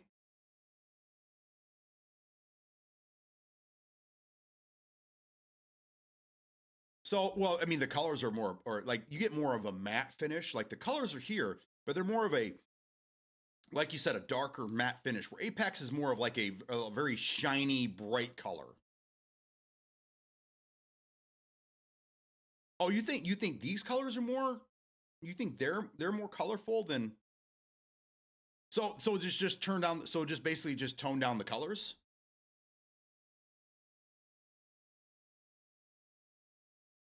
That's kind of where I'm going back. My mind here is I'm going back and trying to find games that are similar to this game, that play similar to Splitgate, that you could easily reskin and people would get into it because it was reskin like another game. Because you got to remember, if you're going to reskin a game that's similar to another game, it has to play similar to that game as well. But if you were to just like reskin this and make it more military-esque, let's just call it like Advanced Warfare or something like that, you kind of lose the whole charm of the game. The whole idea is that you're it's an arena shooter, and that you're like on a game show, right? So you got to make it over the top and crazy. Maybe reskin it like the finals. But I don't know. I still don't know how much would that make it. Finals is pretty color poppy as well. Reds are so red in that game. I'm so chill. Thank you. I'm typically a chill character until I'm playing games. So right now you get to chill me. As soon as I fire up a game and I start getting a little sweaty, the chill goes out the window. So be prepared. Be prepared. We see different charm in it. I know. And I know we're overthinking it. This is what I do when I really get into my thinking mode, but a lot of good things come out of it. So I don't know. I don't know what I would reskin this as to try to get more players in. I think that they have to go back to the drawing board and change actual mechanics of the game, which kind of makes things a little sad because I love the game the way it is. The only thing that I do not like, again, is the portals. That's it. They could remove them and I'd be a happy guy. They call me Mellow Yellow. Uncle Bubba's the mellow one. Until he fires up his console. And then as soon as the PlayStation sign pops up on his TV, he just starts raging until the power button goes back off again. Then he's chill. He's chill. Gray Zone gets the rage going. I don't know. I haven't raged on that game too much. I mean, I kind of like, no, but I don't rage as much. I rage when we're playing some PvP. That's when you get a different person. Especially in this game, because I talk some shit. I'm not normally like this, guys. I apologize, but it takes me back to my competitive years playing Halo 2, Counter-Strike. Yeah. You didn't want to be around me when I was playing, bro. Oh, the drywall I had to replace. I kid. The charm I see is the arena, the announcer, the portals. Yes. So you have to find a game that's similar if you're going to reskin it. You have to find something that plays similar to try to reskin it towards. And I 100% with the gameplay and the way things go, that's why I see they made a good choice by going kind of Halo-ish with this. Can't wait to play Ark with you. I'm so pumped up and paranoid in Ark. Should use his gift card on Ark. Just wish it. So I saw something this morning. I saved it here. I'm gonna put on Discord for you. Does anybody know who Breadman is? You guys ever heard of this guy? He was playing. He plays with Choco Taco sometimes. I think he's a PUBG player. I think he might have been like a pro PUBG player or something at one point. Where is it? There it is, right there. Okay, so this is all over the news right now. I don't know why. I don't know why people just in quotes in video games get them all the attention, but whatever. So this guy says that Ark Raiders is a trash looting simulator. He said, I'd rather literally commit a crime and serve community service. That way I might actually pick up a diamond ring on the side of the road.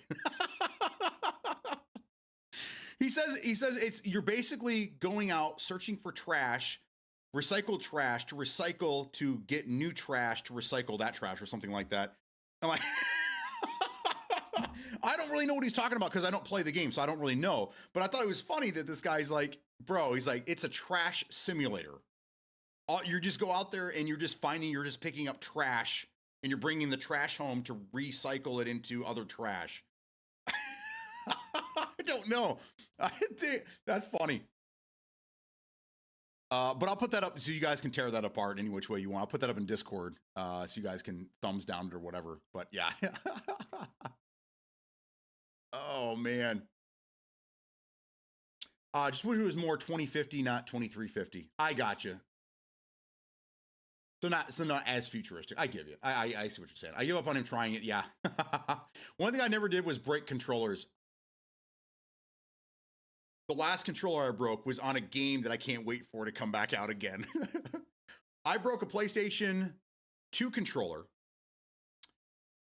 on the Wu-Tang fighting game. And this would have been 2001. I think it was 2001. It was PlayStation had just come out. It was 2001. Yeah.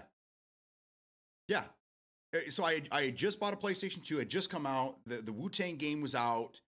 And I bought this Boomerang controller. It was fucking awesome. You guys remember the Boomerang controller? It was supposed to come out with the PS3.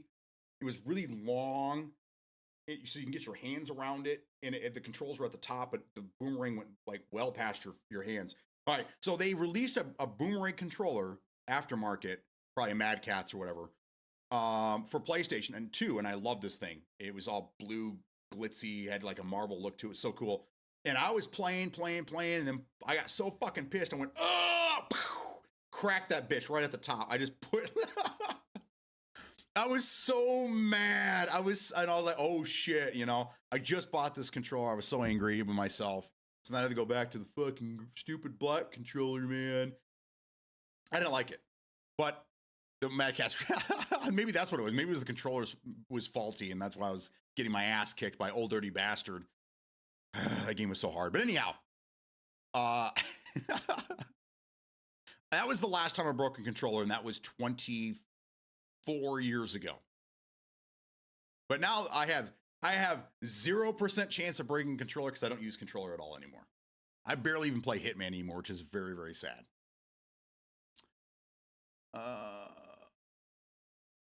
Even if it was more of Quake vibe than Halo, Quake was much darker, or Perfect Dark Tone. Wonder Bread? No, his name is Bread. You call Breadman. He has 2 B's in his name. I'm pretty sure he was a PUBG player back in the day, and I think that's why Choco Taco plays with him, because they were both extremely good PUBG players. Fuck does he know? Fuck that guy. Well, unlike me, he actually played the game, so I don't know. What a trash guy for that statement. Base description. I don't agree, but pretty funny. Bro, Kiva PS controller is very difficult to do. No, they were built bad. I bought one lasted a month. Broke, played it on NCAA football. Sometimes I want to toss my mouse across the room. You know what? You know what you do? You get yourself a wired mouse. You're not throwing that bitch anywhere. That fucker's tethered. Now, my keyboard, on the other hand, I could throw this, but I wouldn't because I love this keyboard. I absolutely adore this. This is my favorite keyboard I think I've ever had in my life. It's just amazing. And I think it's time for my mouse to be replaced. I think she's done well, but it's time for another. So that might be what I go out and buy myself Friday. Is another mouse. So I have the, what is it? It's the hold on. It's the Royal Kludge.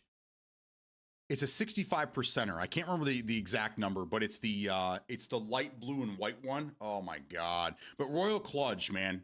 I've been looking at these keyboards for a while, and I finally pulled the trigger. This one was on sale. It's like $75 on sale, and I'm just gonna go for it. I'm just gonna pull the trigger and do it. And I absolutely love this one. Actually, I can tell you. I think it's in the back there. It's the R65. It's Royal Kludge R65, and it is absolutely incredible. I love this. Love this keyboard. Here, as a matter of fact, I can unplug it. Can I? I can do that. Let's see. Ba-doop. All right, so this is my keyboard right here. I love this keyboard. It's a little on the thick side, but it works great for me. I love the volume knob here. Mute, and then I have volume right here, so it's fantastic. But this keyboard is my absolute favorite. It actually does wireless, Bluetooth, and all that shit. I have it plugged in, USB-C. But I love this. So I won't be replacing this anytime soon. There you go. Yeah, she thick, man. But I have bigger hands, so I don't need a wrist. I don't need like a wrist pad or anything like that. It works perfect. Like it's perfect size for me. I had a Red Dragon before. This was thinner. But I got hand cramps a lot because I had to, like, my wrist, I like my wrist being up kind of like this. And I had to do this because it was a low profile, and I get hand cramps a lot. So there you go. I need to look that controller up though. Let's see, PS2. I'm going to look up PS2 Boomerang.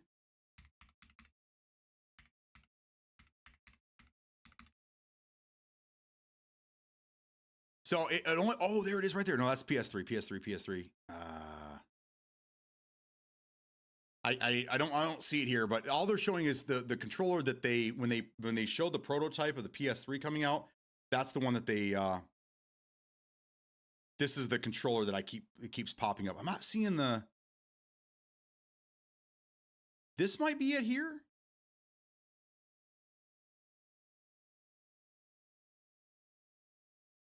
I think this is the one, guys. I think this is it. Right here. I'll bring it up for you guys here. Right here. So this says it was actually a PlayStation 1 controller. Maybe? But this is it right here. I'm pretty sure I remember the blue marble. But this is the controller I had right here. It says it's for PS1. So maybe I'm just getting my consoles mixed up. Maybe, you know what? Maybe it was a PlayStation 1 game, the Wu-Tang game. Maybe, you know, I'm thinking it was. I think I'm wrong. It wasn't PlayStation 2. It was probably PlayStation 1, and it was this controller right here. Pretty sure. And this is made by Alps Interactive. But that was the controller. I was just like, oh, snap. And it broke right at the top on the left side. Oh, man. Oh, man. Yeah. So the Alps Interactive was the name of that. I'm going to just do that.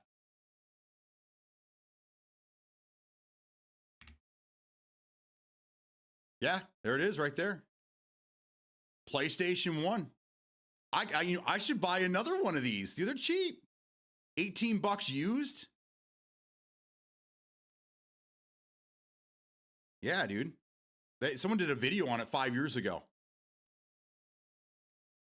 For the PlayStation 1. So yeah, this is PlayStation 1. But yeah, I mean, you could plug it into PlayStation 2 as well, but it was sold for the PlayStation 1. That's awesome. Yeah. See, I remember so much fucking crazy video game shit. I'm a video game historian, guys. I really am.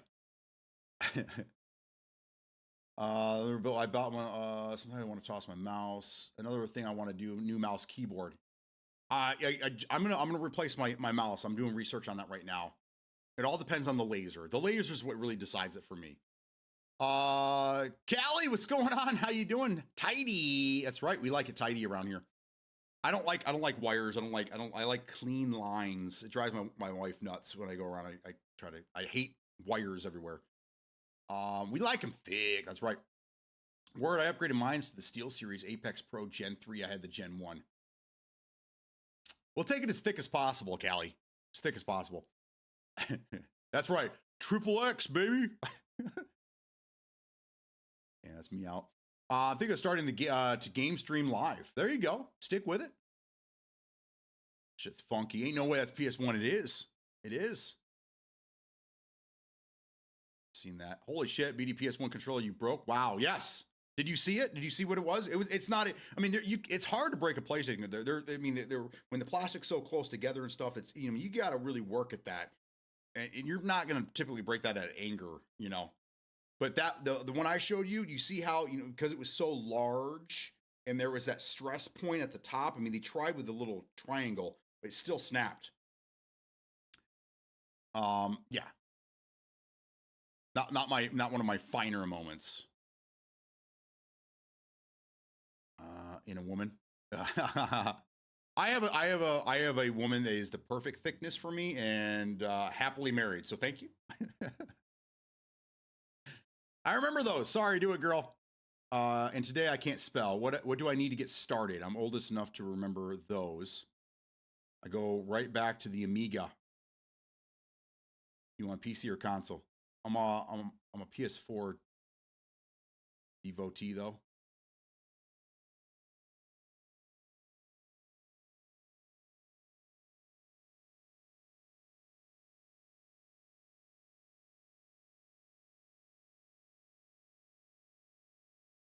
All right. I okay. So I lost where. Okay. So Callie is a woman. Got it. Okay. I kind of feel bad saying happily married thing, but no, I thought you were asking me if I was looking for that in a woman. No, I'm good. I'm good. Gotcha. So okay. Real quick, I don't think you can stream from your PS4. If you're gonna try to stream, I'm not sure what games you're playing, but here's something I wish I would have known when I started streaming, which I kind of did, but I didn't. You have to stream if you want to make it in today's streaming world. You have to stream a game that is extremely popular. If you try to stream or be a variety streamer, it's not going to happen. It's not going to help you. I would number one recommend upgrading to a PS5 if you're going to stay on console. I'm a PC guy. I've been trying to get everyone converted over to PC. You're going to need a computer regardless for capture and streaming. So you need to start off with a computer and a capture card and a microphone and a camera. And the initial investment is going to be considerable unless you already have these things.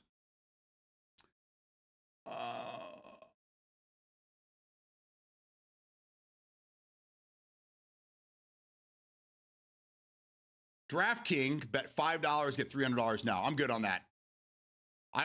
Online betting, I think is horrible. I can't believe that they ever passed that. I can't believe that it's allowed. Gambling in general is terrible, but now that we have the ability to gamble anywhere, anytime with your fucking phone is horrible.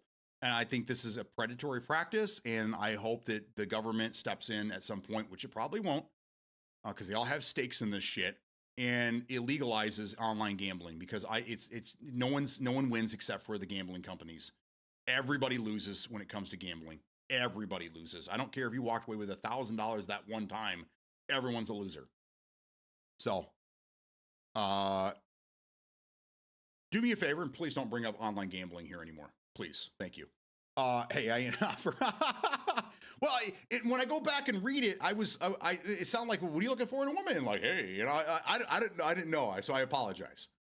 But either way, only new users or anyone. Really, yes, I'm a woman. I believe that. I believe we got to be a new user for sure. Who is a new user at this point? Actually, I'm hooked on King Shot right now. I'll make a new email. Haha. I've got a laptop. Okay, so you have a laptop. So now you're going to need a capture card. This will at least get you started to see if get a feel for it, to see if you want to continue. Because streaming is not. I mean, everybody I know that started before me and after me, they all think that it's going to be. And I'm not picking on anybody in particular. I'm just putting it out there. They all think they're going to hit a button and they're going to be famous. They're going to start streaming on a regular schedule and they're going to have 1 million viewers and they're on top of the world. It does not work that way. I've been grinding for almost 5 years on this platform. And, you know, the best I did at one point is I had 400 viewers. 400 viewers was my high point, and that was during the DMZ days. It's a lot of work. It's very, very difficult. It will take more time than you're going to want to put into it. Profits, if there are ever any profits, will be razor thin. I'm not trying to talk you out of it, but I want you to understand what you're getting yourself into. Don't quit your day job to do this, because you will not survive. Yeah. Zoned out on that part of the ADD of the ad. Okay. I already signed my dog up 3 years ago. I might go broke for big. I need to sign Shooter up. Bet 5 you win, you get 300. All done. Sorry. That's all right. If you guys want to do that, that's fine. But like I have a strong believer in gambling, and I've dealt with this in my family, not my immediate family, but surrounding family and friends. I've seen this tear families apart. Gambling and alcoholism is one of the worst things ever. And I've seen families torn apart over gambling. My wife sees it on a daily basis. My wife is a bigwig in a credit union, in a local credit union here, and she sees this crap all the time. All the time. It's sad. It's so sad. Just recently, there was a story very close to home that someone spent all they gambled on one of these websites. They gambled all their Christmas money away, and now their kids have no Christmas. Begging the financial institutions to get some of the money back, but you can't. It sucks. It sucks because everyone has that feeling that I'm going to win. It's my turn. I'm going to win big. I'm going to get it this time. And then you only hear the stories of the people that leave the casinos with $1,000. Oh, went to the casino this weekend and left with $1,000. But how much do they spend over the years to get to that $1,000? Probably $10,000. So online gambling in general is not for me. Have I gambled before? Sure, absolutely. But you're just throwing your money away. You're just throwing your money away, guys. That's your PSA for the day. Don't gamble. Don't gamble. Save your money. Invest it. Do something else with your money. Make your money work for you. I don't support online gambling. It's ruined the NFL. Are you one of those people that thinks that the NFL is scripted? I thought that was crazy. I thought it was the craziest thing in the world that people actually thought this, and they were comparing it to WWE and this and that. And then I watched the Lions game and the Steelers, And at the very end there, I was like, you know what? Maybe it is. I don't know. This is kind of wild, dude. This is kind of wild. The craziest thing I ever seen in my life was the Lions and the Steelers game the other day. Anybody see that? Anybody see what happened at the end of that game? Even if you didn't watch the game, which I watched the game, even if you didn't watch the game, you've all seen by now that last 3 minutes. It was wild, man. The game is over. The Lions had already scored a touchdown, had it taken away from them. Then they scored again, but there's flags everywhere. Flags everywhere. Fucking Goff grabbed the ball and fucking jumped over another player to get that second touchdown, and it didn't count. Dude, I'm surprised they didn't burn the stadium down after that. That was crazy, man. So yeah, not to go off topic, but you brought up the NFL, so now I'm starting to wonder: is it scripted? How much were those guys paid? You know, the first thing he says is, "It was a touchdown." The crowd goes wild, but wait, it doesn't count. Good night. That was rude, man. I would have started off with the passer interference or whatever the actual call was. Touchdown is not accepted. Game over. Have a nice day. But when you come back on mic and you go, "It was a touchdown," that's not fair. That's not fair, man. Anyhow. I've got a camera for the PS4 headset. Got a Dell laptop, Android phone, got a camcorder. Okay, well, you're set then. You just need a capture card now. And the secondhand, you should be able to get those things cheap. You don't need anything special. Just get you can get yourself an older 1080p capture card, because if you're streaming to Twitch, you can't go over 1080p anyhow. And you'll be happy. 1080p at 30 frames. Your laptop should be able to handle that. And yeah, you're good to go. Exactly. I don't want to commit. I want to try it. If it goes good, I'd commit. I got time. I lost my job yesterday. I am sorry to hear that. Give it a shot. But what I would say is put together the best stream as you can, and then consistently streaming on a schedule. Those are my biggest pieces of advice for you, is you have to be consistent. If you're consistent, you're on at the same time every day, then people will start showing up on those days and that time. If you stream here and you stream there and you're at a different time, and you're only going to get the people that are friends with you, that know you, and maybe some randoms that show up. But you have to be consistent with your schedule. That's key. Oh shit, sorry to hear that. I've seen it. Booze should be harder to buy. I agree, but we can't go back to prohibition. Prohibition could never happen again. Give people what they want, but gambling is one of the worst things. One of the worst things that you could do.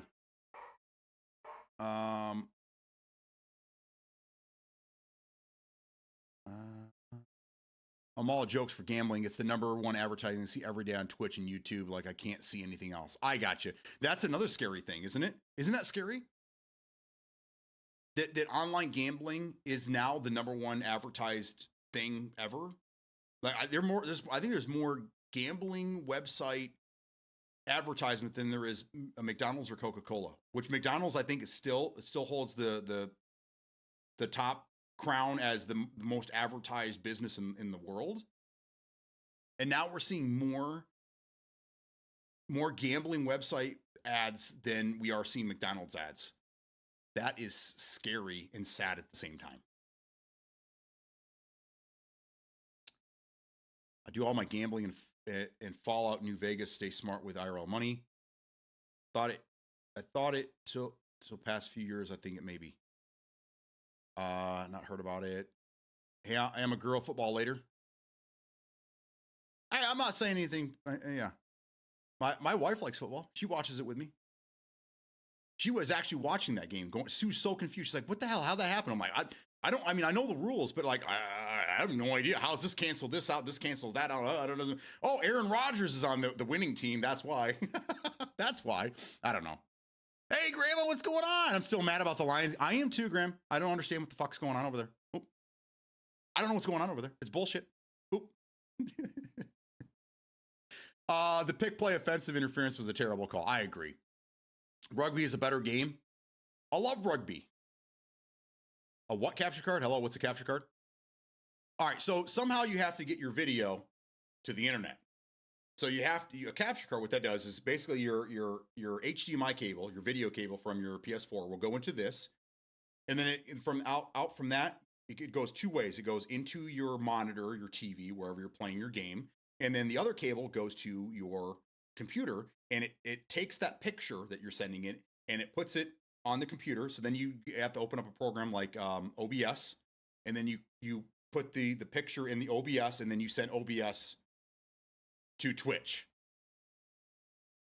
So you have to buy a capture card to capture your video. And then you're going to need you might be able to, I don't know how PlayStation works. If you have a microphone and a camera, somehow you're going to have to integrate those into your or into your computer. And then you send all that data to Twitch, and that's your stream. So you put your stream together on your computer, and then you send it from the computer to Twitch. Mark, it was a TikTok call. It pissed me off. But Campbell gave that game away. I don't know if Campbell did. I think Campbell, I mean, you see his frustration. I think Goff is losing his edge. I really do. I think Goff needs to take a season off or something, man. They need a better fucking quarterback.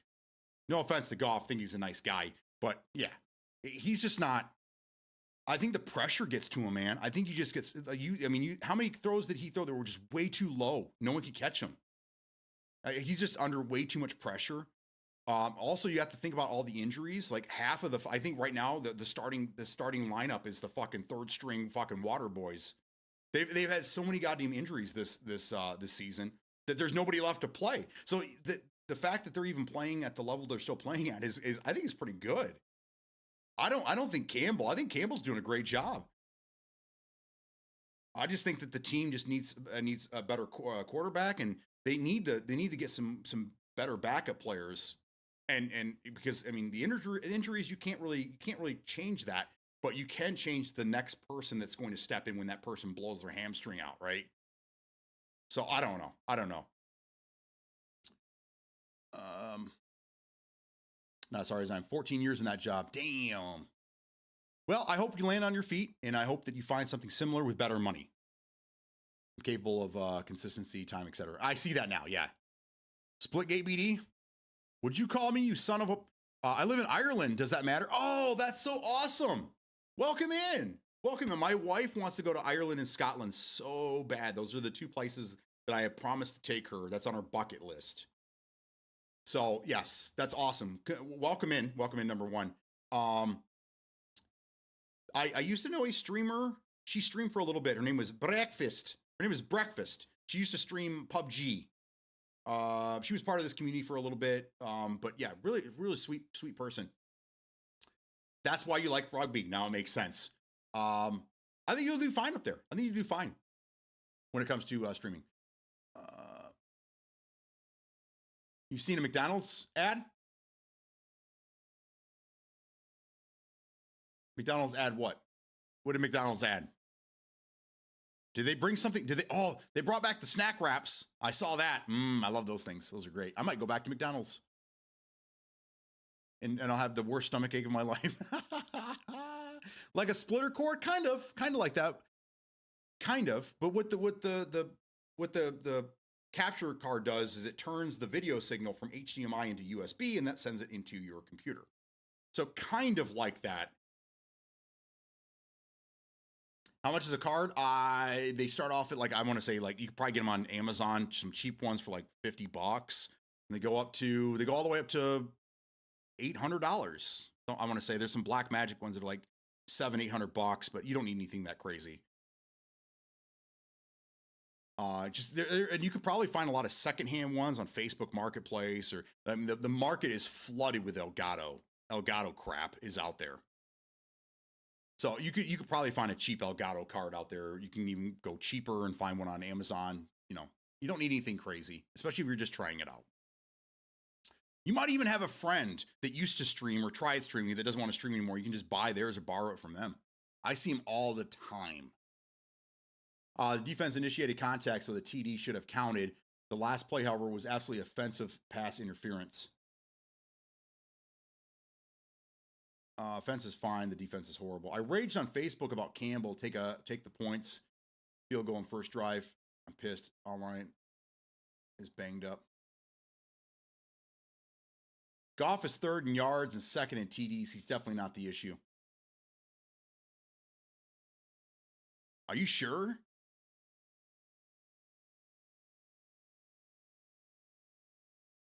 That says something about the NFL as a whole. Whenever I watch a game with Goff playing, I feel like the guy just melts away. Like he's okay for the, he's got energy, and then the second half, he's just kind of like,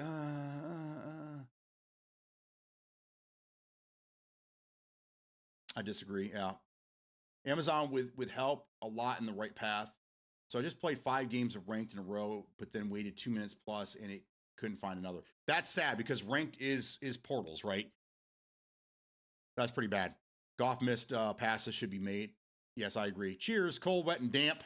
Ireland. I got to step out and smoke again, but I'll be playing Splitgate. I don't know what BD plan is. Not like he does. I'll join you, Reckless. Is it Bluetooth card? No. USB 3.1 is what it will be. So as long as I don't know how old your laptop is. As long as your laptop has USB 3.0 and can handle that, you'll be fine.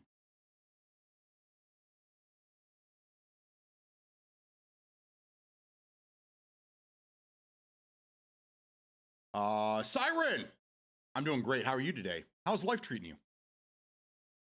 How's the weather where you are? It's a pretty new laptop. You should be fine then. You should be fine. So you're gonna need I don't know how many USB ports you have on. You might end up having to get a USB splitter. I don't know, but you're gonna need a USB for your microphone, your camera, and the capture card.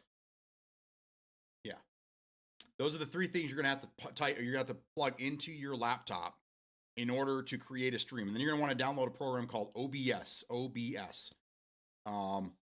And then you got to use that. You're gonna have to use that to create your stream. So then you're gonna have to get overlays and things like this behind me. So I can explain all this to you. There's 1,000 videos out there on YouTube as well. There's a pretty steep learning curve. Are you computer literate? Are you pretty good with a computer? Do you know your way around things like that? Those are all then yeah. I watch all the games and do fantasy. Okay. So he has numbers, he knows. A little sleepy, but yeah, amazing good. I'm a little sleepy too. I need more coffee.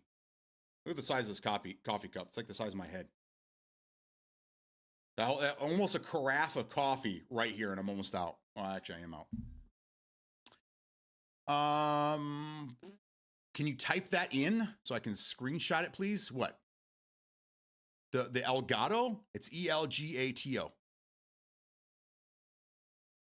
I have 2 things from Elgato. I'm not a big fan of theirs, but they're the only ones that make these. Well, I can't say that now because one company is making one of these now, but I have the Elgato pedal. That's the symbol you're looking for right there. And this pedal does 2 things. This button over here, when I step on this, it does a clip and then puts it in chat for you guys. And on this side, this is mute. When I hold it down, it mutes me in Discord. So when we're playing with other people and they're in a clutch moment and they don't need me talking in their ear, but I can still talk to you, I mute myself with this one here, and they don't have to listen to my bullshit where you guys do.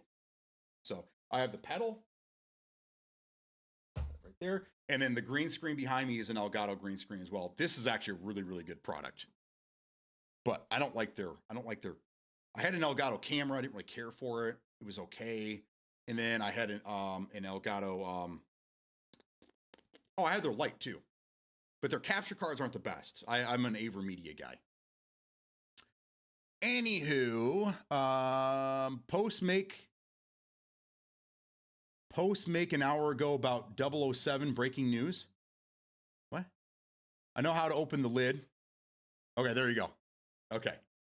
So this is going to be a pretty big learning curve for you, but there are videos out there that can help you with it. Yeah, I'm going to start streaming on Twitch from New Year. There you go.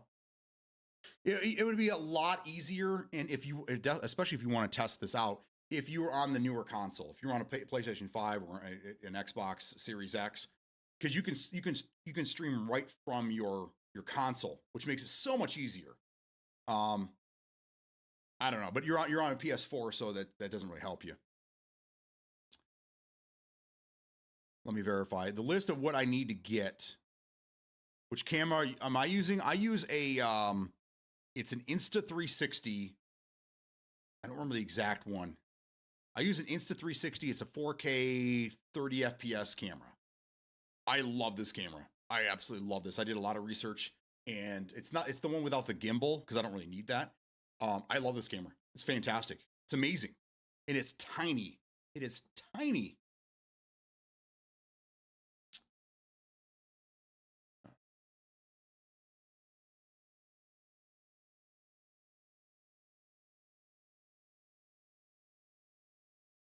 I posted in Discord news. Okay. Saying 007 pushed back to May on Reddit. That's a bummer. That's a bummer. But you know what? I'm okay with that because I want that game to come out and look amazing. I want that game to be everything that I hope it is. So that sucks. 2 days before that was going to be released, the Mouse Detective game is coming out, so I'll have that to play.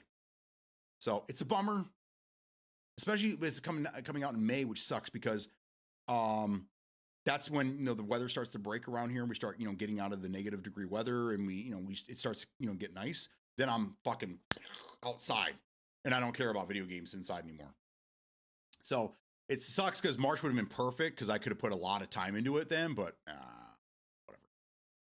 Can't afford one, right? Meow. No, I understand. I get it. Let's see, the quality is amazing. Loved GoldenEye.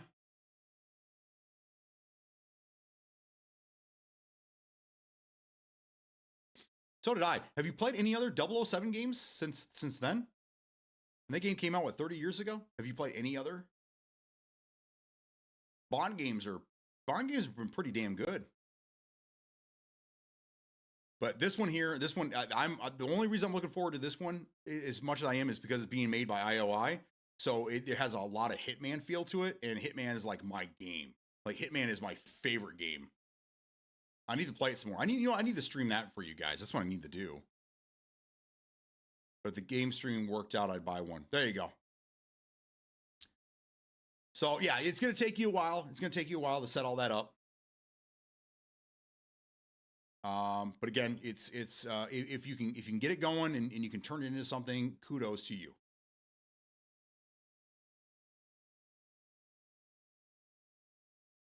You name it, I played it. I'm a serious gamer chick. Okay, good. Sorry, I've had a lot of people come over here and name drop games from like 30 years ago. I'm like, have you played anything since then? Like, have you played anything? GoldenEye was great. That was 30 years ago. What have you played since then? And then they hit you with the Call of Duty. Oh, hey, cool.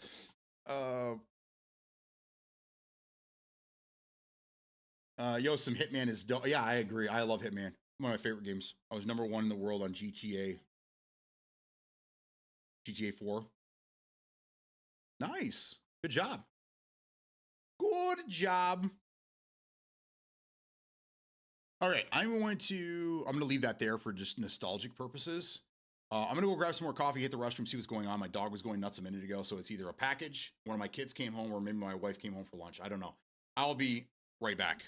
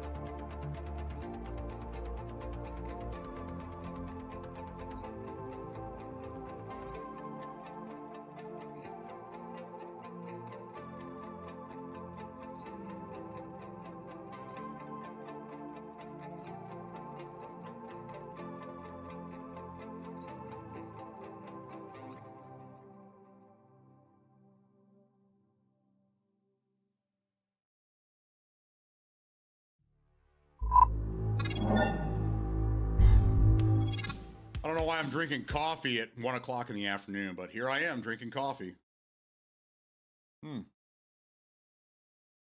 Callie, you are welcome. Good luck. Good luck with the streaming. I hope it works out for you. I really do. Sup, Nuke? Good morning. Good afternoon. How are things by you? It's still morning for you, isn't it? Yes. Thank God. God damn it. Cleanse the palate with some water, I guess. There we go. All right, let's bring this down. Okay. So, what were we talking about now? What was going on? What's the next part of Festivus? Is it the feat of strength? Who's coming at me? Who's gonna pin me, huh? Who's coming at me? It's afternoon, it's lunchtime. What are you, an hour or 2 hours behind me? You're in Texas, so you're an hour behind, I do believe, right? Yeah, so it's noon. It's noon o'clock right now. Got it. Leftover pork chop and leftover mac and cheese. Nice. Man, I haven't had a pork chop in years. I can't even remember the last time I had a pork chop. I might have lived at home still. My mom used to make pork chops when I was a kid, but interesting. That's that's a food I just never really think about. Pork chops. Maybe I'm long overdue for a pork chop. That's interesting. Where's the applesauce? Oh, he don't eat it like that, man. He don't eat it like that.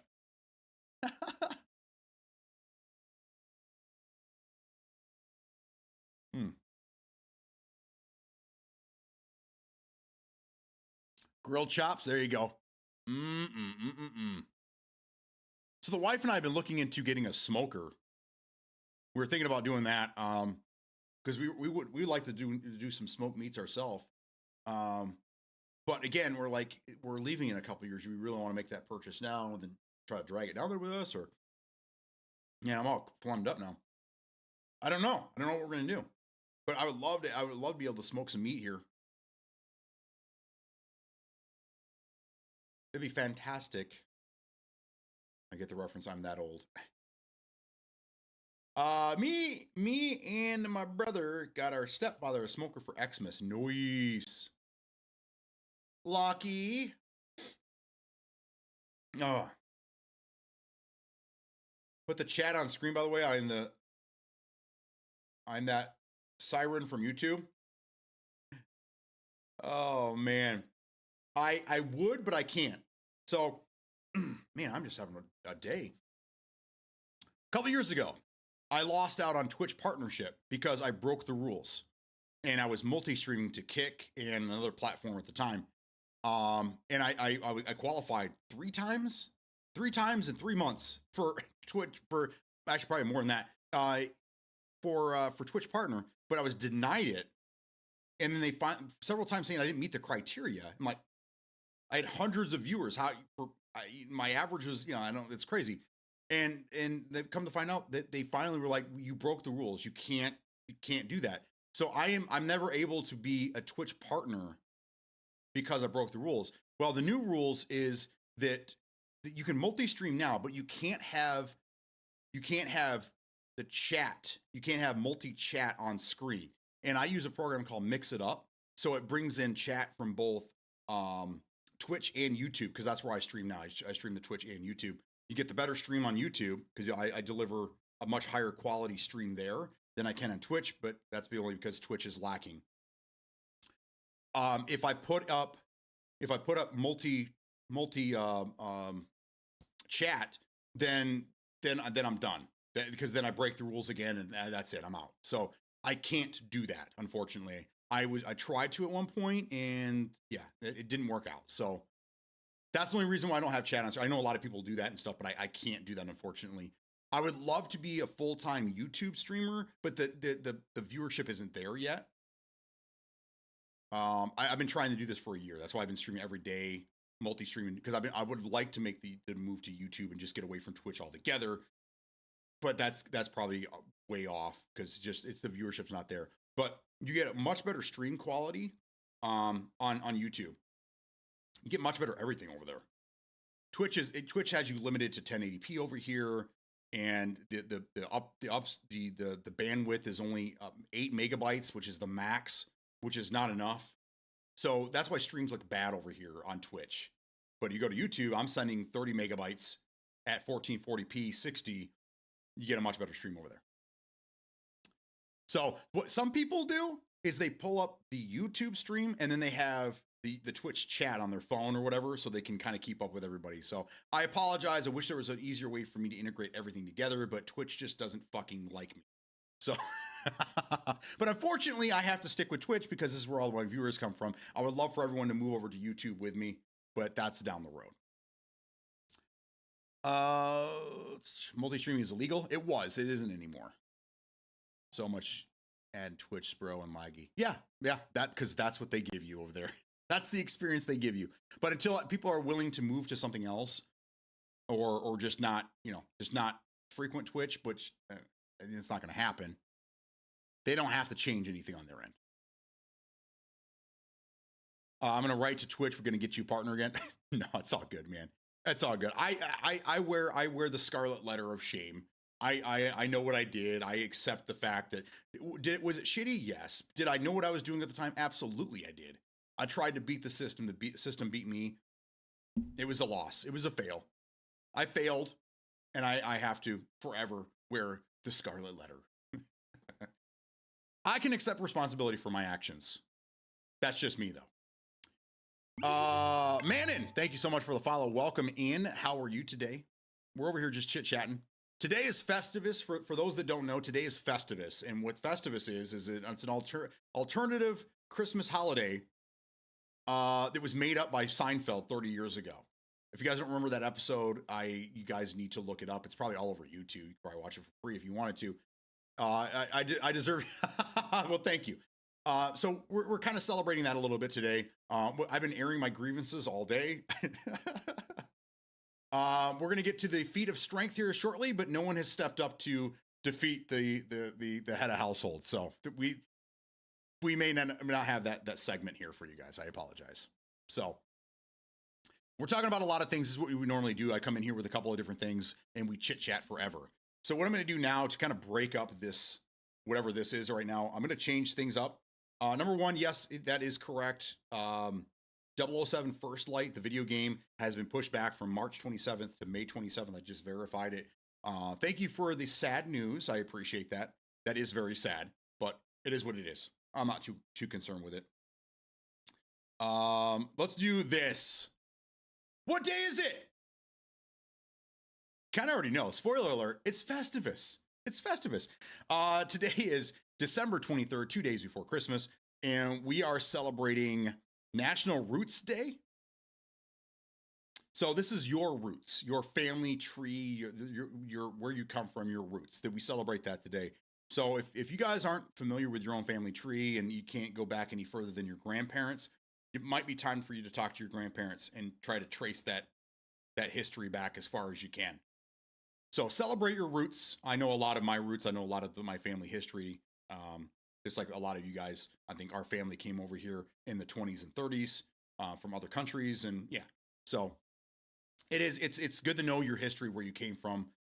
DNA tests help with a lot of that as well. But to know your own family history, and maybe you have some type of famous person or something that traces back several generations. That stuff's kind of cool. That stuff's cool. Today we also celebrate National Pfeffer Noose Day. It looks fake to me. It's PFEFFERNUSSE. It looks like soap. Does anybody know what Pfeffer Noose is? Anyone here? Whatever it is. Oh no, it's got cinnamon on it. So maybe it's a delicacy.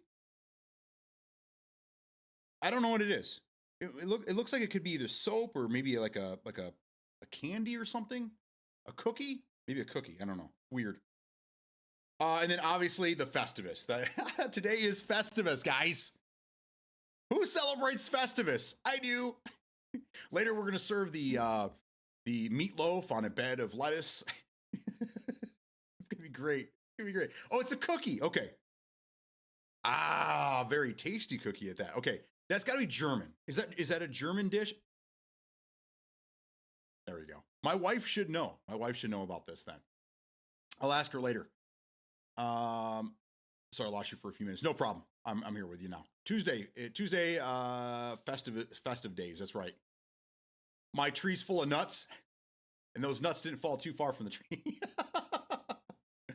Oh man. Okay, so I got to try this now. This is another thing. So if some of you guys remember back to, we've done this for a while now, but every once in a while there's always a good dessert or something on there that I've never had. So I make a list of this and I try to get my wife to, either make it for me or buy it for me. We still haven't had the chocolate pecan pie. That's still something that has eluded us. But she did make the spumani, which is an Italian ice cream dish. That we still have some of that in the freezer. It's so good. It's so good. So on the nights when I go outside for some extra fresh air, I will have myself some spumani. Might even be tonight. We'll see what happens. So had some handmade ones, some homemade ones recently. Oh man, that's amazing. Pfeffer News are small, dense German spice cookies, often called pepper nuts, flavored with warm spices like cinnamon. Yeah, I did see cinnamon in the picture. Cloves and black pepper, and typically coated in a powdered sugar glaze or, ooh, leave me in suspense here. Or, it is. Okay, good. Coworker of mine is very German, and she made some for everyone. First time I ever had one. Oh, that's awesome. That's amazing. That's cool, man. Being able to this is something that my wife and I always try doing. We try new foods. That's kind of what we do. We like going out for dinner.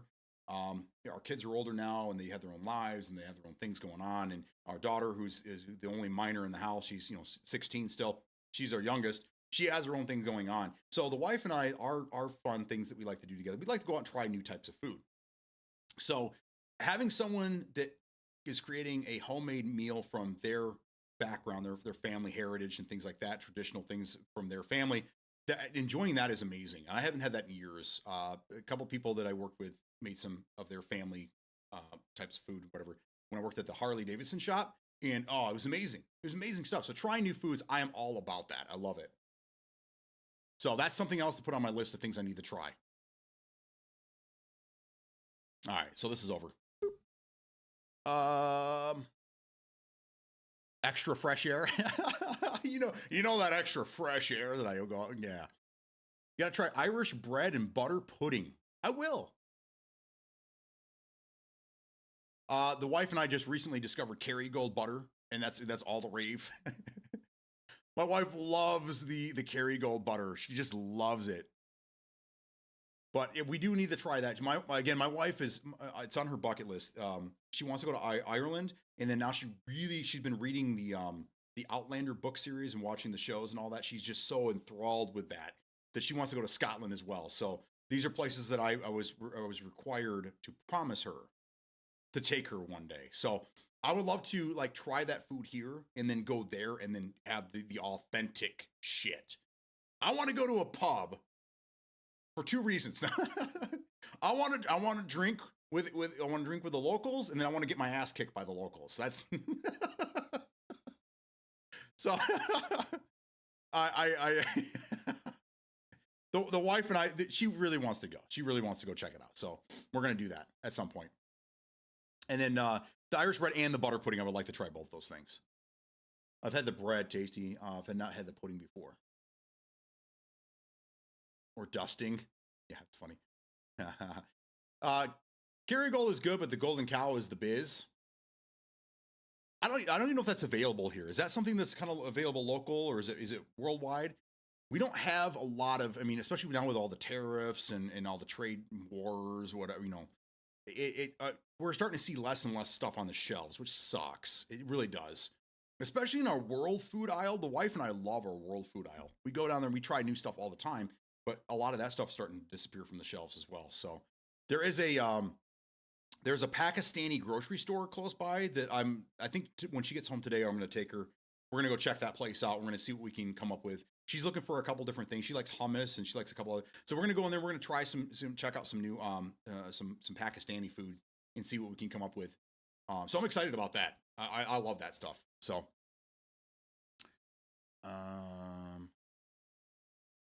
Tillamook is legit too.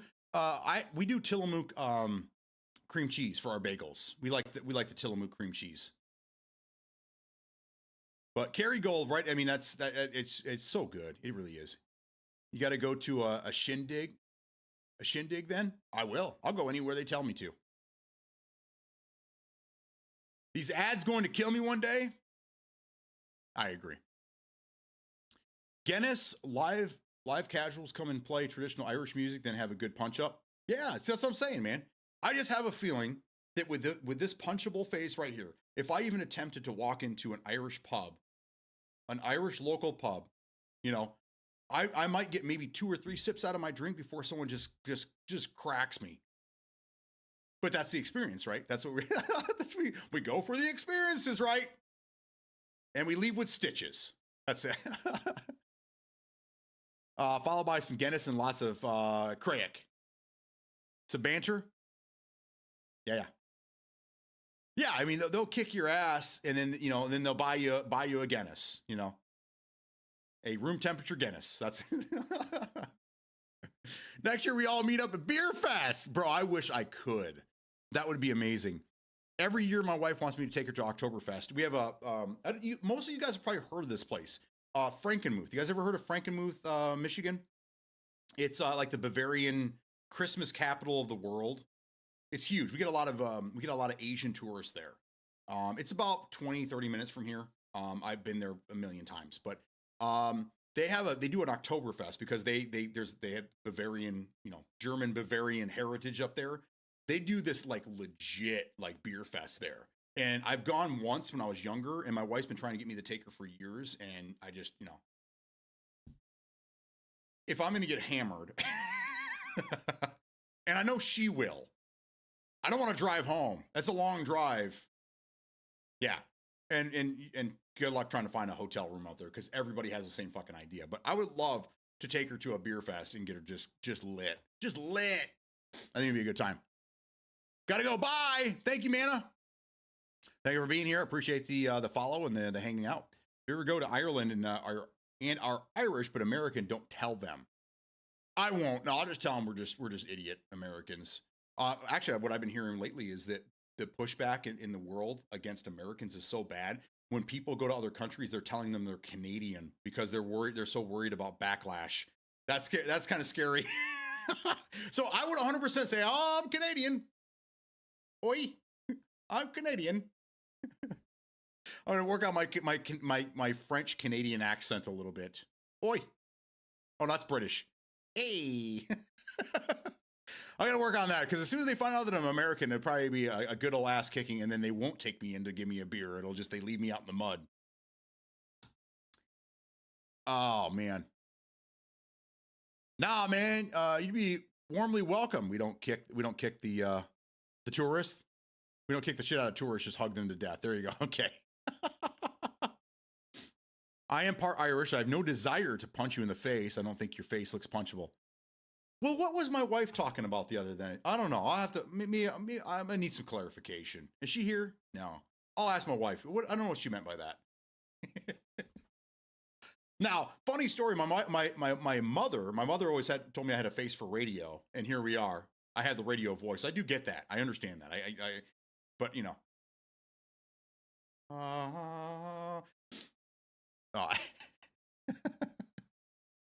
that's when you rent a limo. There you go, big. She lives with you? Yeah. Most of the time, yeah. Most of the time. Oh, man. She said something like, if you don't change, she's going to change it for you. Step Brothers. Yes, there you go. That can drive a gal to want to punch you. That's true. That is very true. 100%. My wife and I, we get along very, very well. Very, very rarely do we bicker or even full-blown fight. That's very, very rare for us. We get along very, very well. It's amazing. Yeah, kudos to her for really putting up with my shit is what it is. She just puts up with my shit. But yeah, we surprisingly, not to gloat, but I will. We get along very, very, very well. she's gone on a couple of business trips in the last year and a half, and even though it's only for like 2 or 3 days, like she like when she's not in her meetings, we're on the phone together. Like we really miss each other when we're not around each other. So I know it sounds sappy and all that, but some people wish they had what we have. So it's the goddamn toilet seat up issue. I'm not that guy. I toilet seat goes down. I'm not that guy. I prefer it. Especially when you're after being a parent, for so long. I've been raising kids for 27 years now, 26, 27 years. You learn to put the toilet seat down because you don't want your kid in the damn thing. But we get in trouble for that. When we were kids, leaving the toilet seat, we get in trouble for that. So we just learn, man. Respect and manners were really just beat into us when we were kids, So I'm not that guy. I'm not that guy. The way I get on her nerves is sometimes I might talk a little too much, or I might not listen enough. I blame it on the ADD. She's okay with it. But other than that, we get along very, very well. She comes home and tells me more stories about her coworkers and employees talking more shit about their spouses than She's like, man, I just tell her every time, I'm like, man, I don't have that. I feel sorry for you guys. I don't have that at home. I'm like, ha. Gotcha. I'm surprised. There you go. She should actually be home here pretty soon. She's been working local. My wife is a senior district branch manager for a local credit union, so she oversees seven branches right now, so closer to 8. But so she's on the road a lot, all on the road. But this week she's trying to work from home or work closer just because of Christmas and got a lot of stuff going on and things. So she works her ass off and she's amazing. So. That was my 25th birthday. X and I had birthdays less than 2 weeks apart. We grabbed a limo for a night out in Boston. It was great. There you go. Then for our 30th, I threw her ass out on an airplane. There you go. Are they still looking for her, or have they found? Is the manhunt over? I don't know. That's funny. Was it a plane that you were flying that you threw her out of? Man, I need to know the story, man.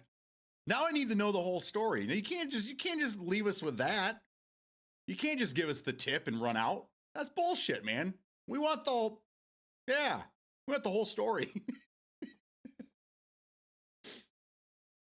Don't give us the shaft. We want the story. Oh God, I better stop right now. You free to escape prison? I like what you did there. Ba-dum-bum. I like it. I see what you did there. That was pretty good. That one joke was took my wife to Japan for our 25th anniversary, and I'm picking her up on our 50th. I like that a lot. That's funny. That's good. That's hilarious. Unfortunately, it was just a skydiving trip, but the shit she put through a couple of years later, I wish I'd made other choices. I see what you're saying. I got you. Free, you and I, we can exchange stories sometime over a warm pint of Guinness. I have a feeling that we have very similar backgrounds and very similar stories to tell.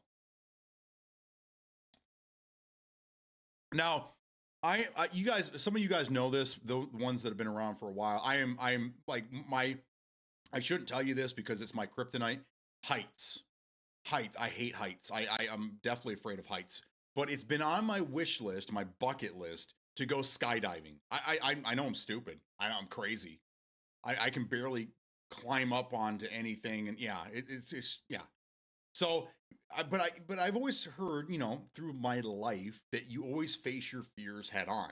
And that's my biggest fear. It really is. I mean, all my other fears have either come true or I faced at another time, So that's kind of like the last one on the list, fear of heights. I need to overcome that.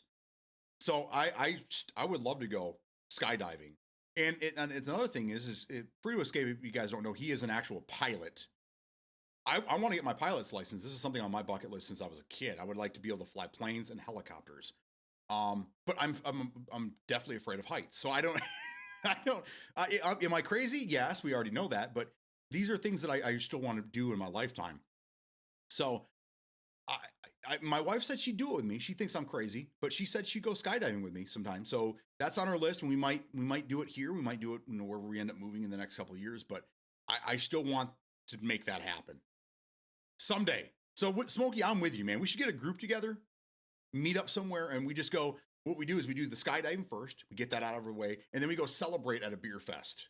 We meet up with Mark for Life, and we all go to a beer fest together. Something like that. Because you guys are all up there. You guys are all up there in the northern the northeast. We got Mark for Life's in New Jersey. We got Smokey in Rhode Island, right? I think Free to Escape. His old stomping grounds up there in the Boston area, I do believe, Massachusetts. So I think we can have ourselves some fun over that way. And then I'll take a short drive down to the Carolinas, and I'll meet up with Pat and Peak, and somebody else that lives down that way as well. Oh, Little Hog. We'll get Louis the drive up from Georgia. Yeah, I would love to do that. Like, we'll do a beatdown tour, and we'll just all meet up and do stupid things, and yeah, we'll record it. It'd be great, man. I'm in. You're not going to make it far. She will run off with a Japanese corporate businessman. Divorce your ass. She probably would. I always tell her that. I was like, I would never leave you, but someone could sweep you off your feet. She hates when I say that to her. I'm scared of heights, and yet I want to skydive too. So there you go. See? Great minds think alike. Skydiving is so much fun. You live stream it, and I'll pay for it. Mark for Life, you pay for so many other things, man. We'll let this one be a freebie for you. You know what pisses me? What pisses me is those fuckers who crawl into those tight ass caves. Oh yeah, no, bro. I would jump out of an airplane 20 times before I crawled my ass into a cave. I'm not a cave guy. I see some of these videos and they're crawling around in these small, tight spaces. Oh God, being buried alive is probably one of my biggest fears. Like when we were watching Justified and they did a lot of the coal mining and stuff like that, I was like, oh, I could never be a coal miner. Oh my God. No, being buried alive. Oh God. Oh. I'd rather be eaten by sharks. That way, I mean, it's quick and over. It's, you know, like it's painful, but it's quick and over. Oh God.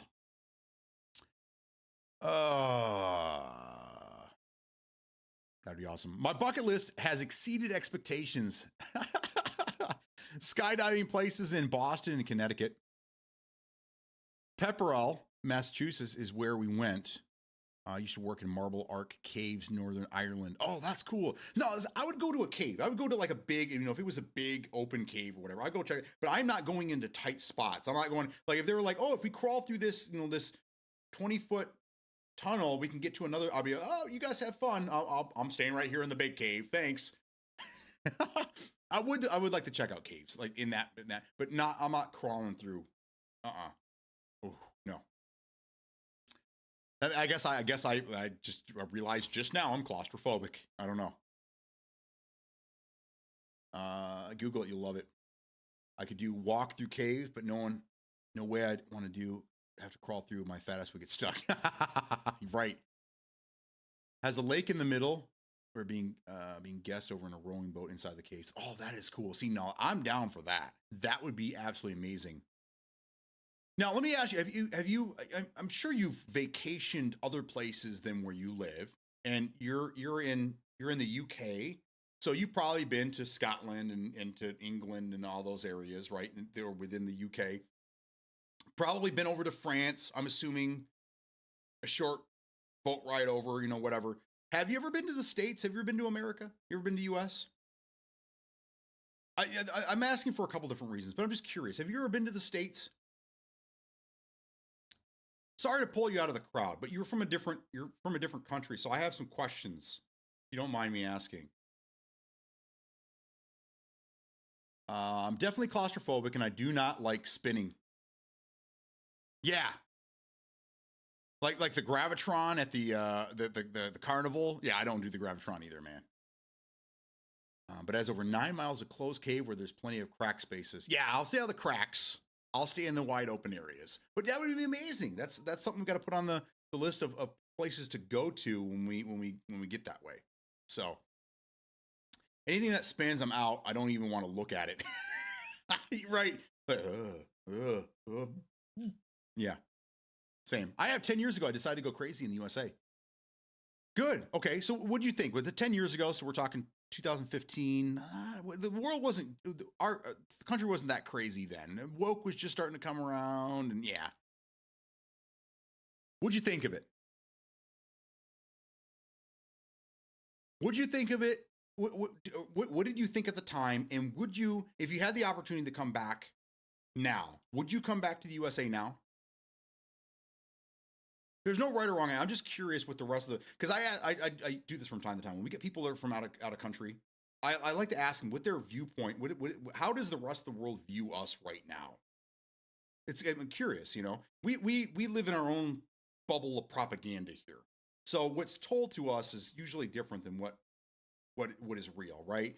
So no matter how much digging we do, no matter much we put into trying to figure some of the stuff out, I still want other people's thought process from other areas. Some people will be like, no, I wouldn't, not right now, man. And other people are like, oh, I don't have a problem with that. I'll be there, you know, I'll fly in today, no problem. So I'm curious.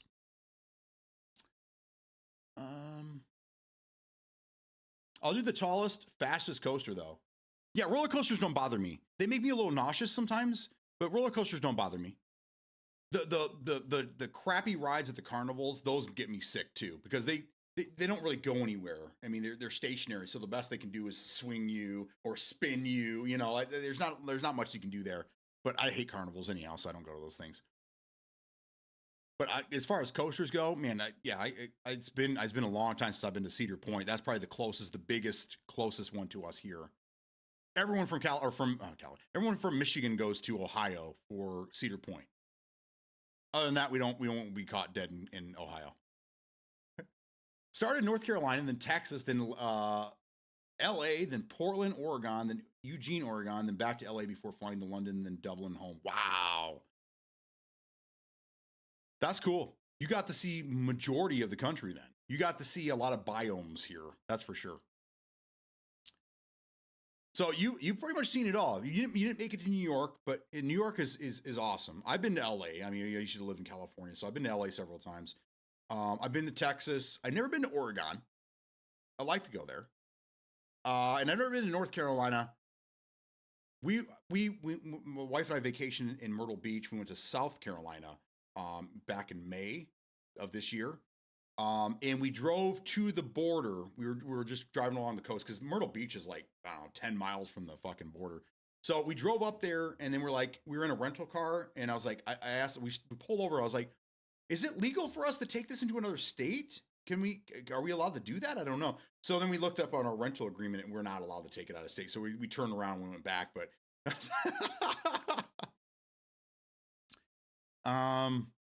New York, Florida, Utah, Arizona, and whatever else I decide on from now and then. There you go. So you're going back in a few months. Okay, that's good to know. That's good to know. Thank you. No spinning sideways. Yeah, Cedar Point is fantastic. It is. Our daughter went over the summer with one of her girlfriends and their family, and she had a good time. Now she's trying to talk us into letting her go on a cruise. We're like, we're not letting you go out of the country with somebody else. That's not going to happen. No. If you go on a cruise, you're going to go with us. You're not, well, we're not going to another country. You're leaving, you're in international waters. You're going to another country. What if I don't get off the boat? It doesn't matter. You're still outside of the US. You're not leaving the country. These kids, man. Ever been to Wally World? Twice. I loved the first time, second time sucked.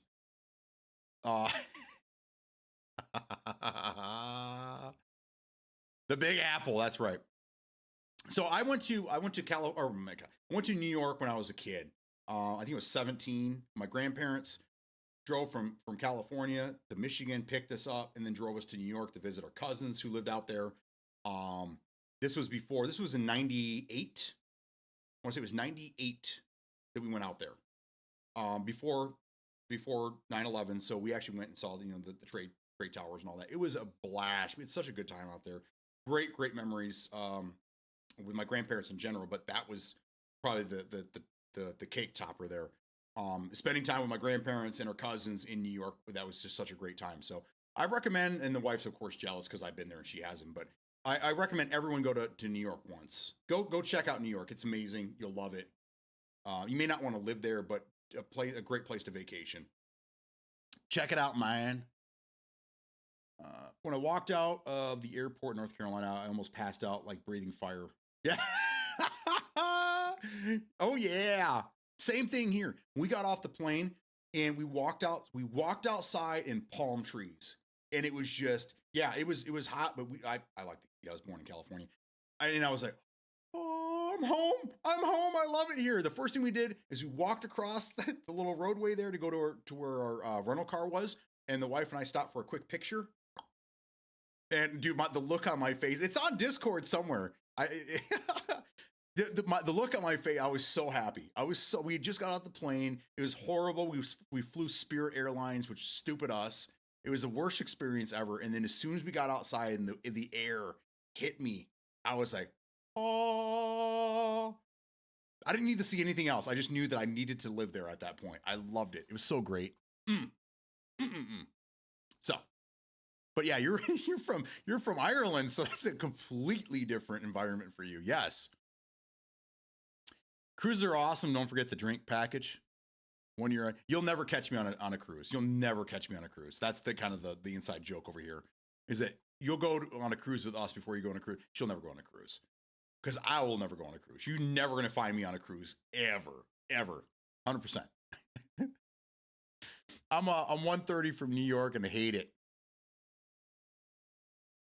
Too many people for me. I agree, but I think everyone needs to see it at least once. Because seeing it on TV, seeing it in the movies, that's one thing. But actually being there and seeing it with your own eyes and like looking up and all you can see is just fucking buildings. You can barely even see the sky. It's just incredible. It's just an incredible experience. I'm glad I was able to do that. I still have to take the wife there. I owe her that apparently. Because she said that wherever I've been, I have to take her to. Oh. Can't wait till Thanksgiving. Macy's 100th parade. The whole family is going to be there for over a week. That's awesome. About 3 to 4 hours from me. On Eugene, man, I remember thinking I could spend the rest of my life here. Coos Bay. Up in Oregon, because it's a little colder. It's probably closer to what you experience where you're at.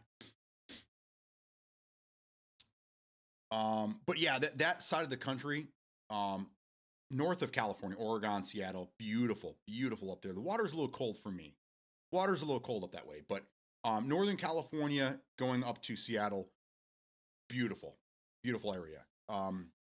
The wife and I, we like to watch these house shows, you know, where they go to buy a new house in a new area. We watch like the tropical ones, but I think we're running out of those now. So he was watching when people are buying houses in other countries, even though they're like, 5 to 10 years old, and those houses are not, they're worth way more than that now. It's kind of fun to watch and kind of dream, and But there was a couple that were up in that area in the Pacific Northwest, that were just beautiful, just gorgeous. But man, that water looks cold.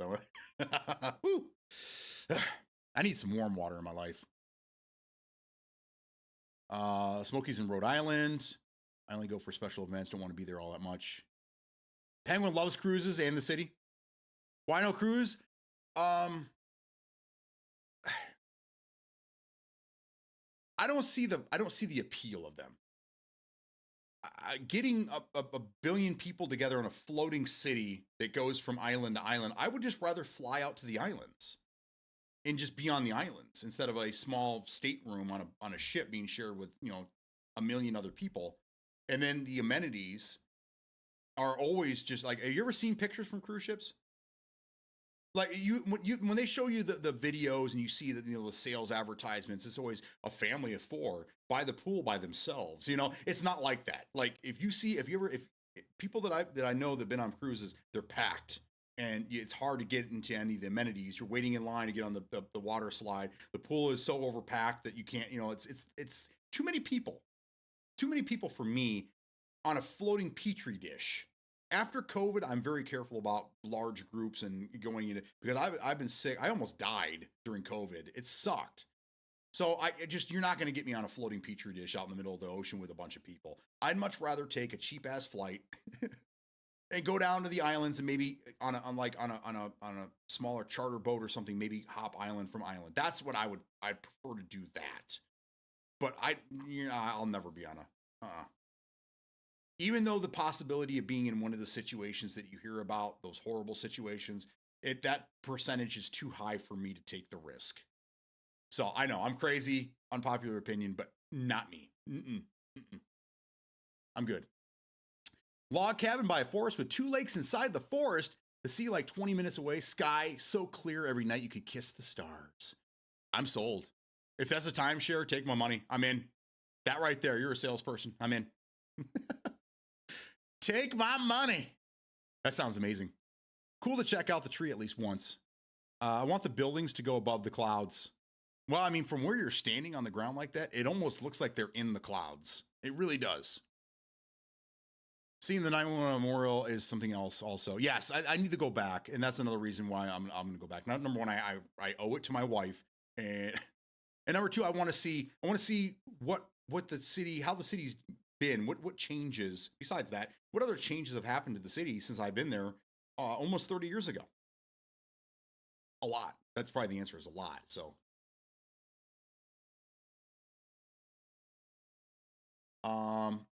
Okay, I'm about to retract a statement here. Yes, Oregon. Heck, it's better weather than here in Ireland. I agree. I swam in the sea every day. Okay, so I did the Norwegian Ford cruise. It was pretty good, but it was also very disappointing. There was a ship only moved at night, so you never got to see any of the scenery. Just went from city to city, time to follow. Okay, so the wife and I have been looking into these things called the Viking cruise, I do believe what it is, and it's in Europe. And they're longboats. They're like that's why they call them the Viking. They're Viking longboats. But it's kind of like a smaller cruise ship. They're way more expensive, but it's more intimate as well. Okay, so there are these long boats that go down a certain river or certain rivers in France and going into Europe, and you go to different areas all the time. Now, the wife and I have been considering doing that. If we ever make it to Europe, which I think we will, but I would do that before I did an actual cruise ship. You know, having 50 people on a smaller boat as opposed to 5 million on a big ship, I think that's more our speed. So that I would do. So I have to retract what I said. That type of boat I would do. And thank you for bringing that up, because it just reminded me, refreshed me there. It sounds like it's something very similar, right? That I would do.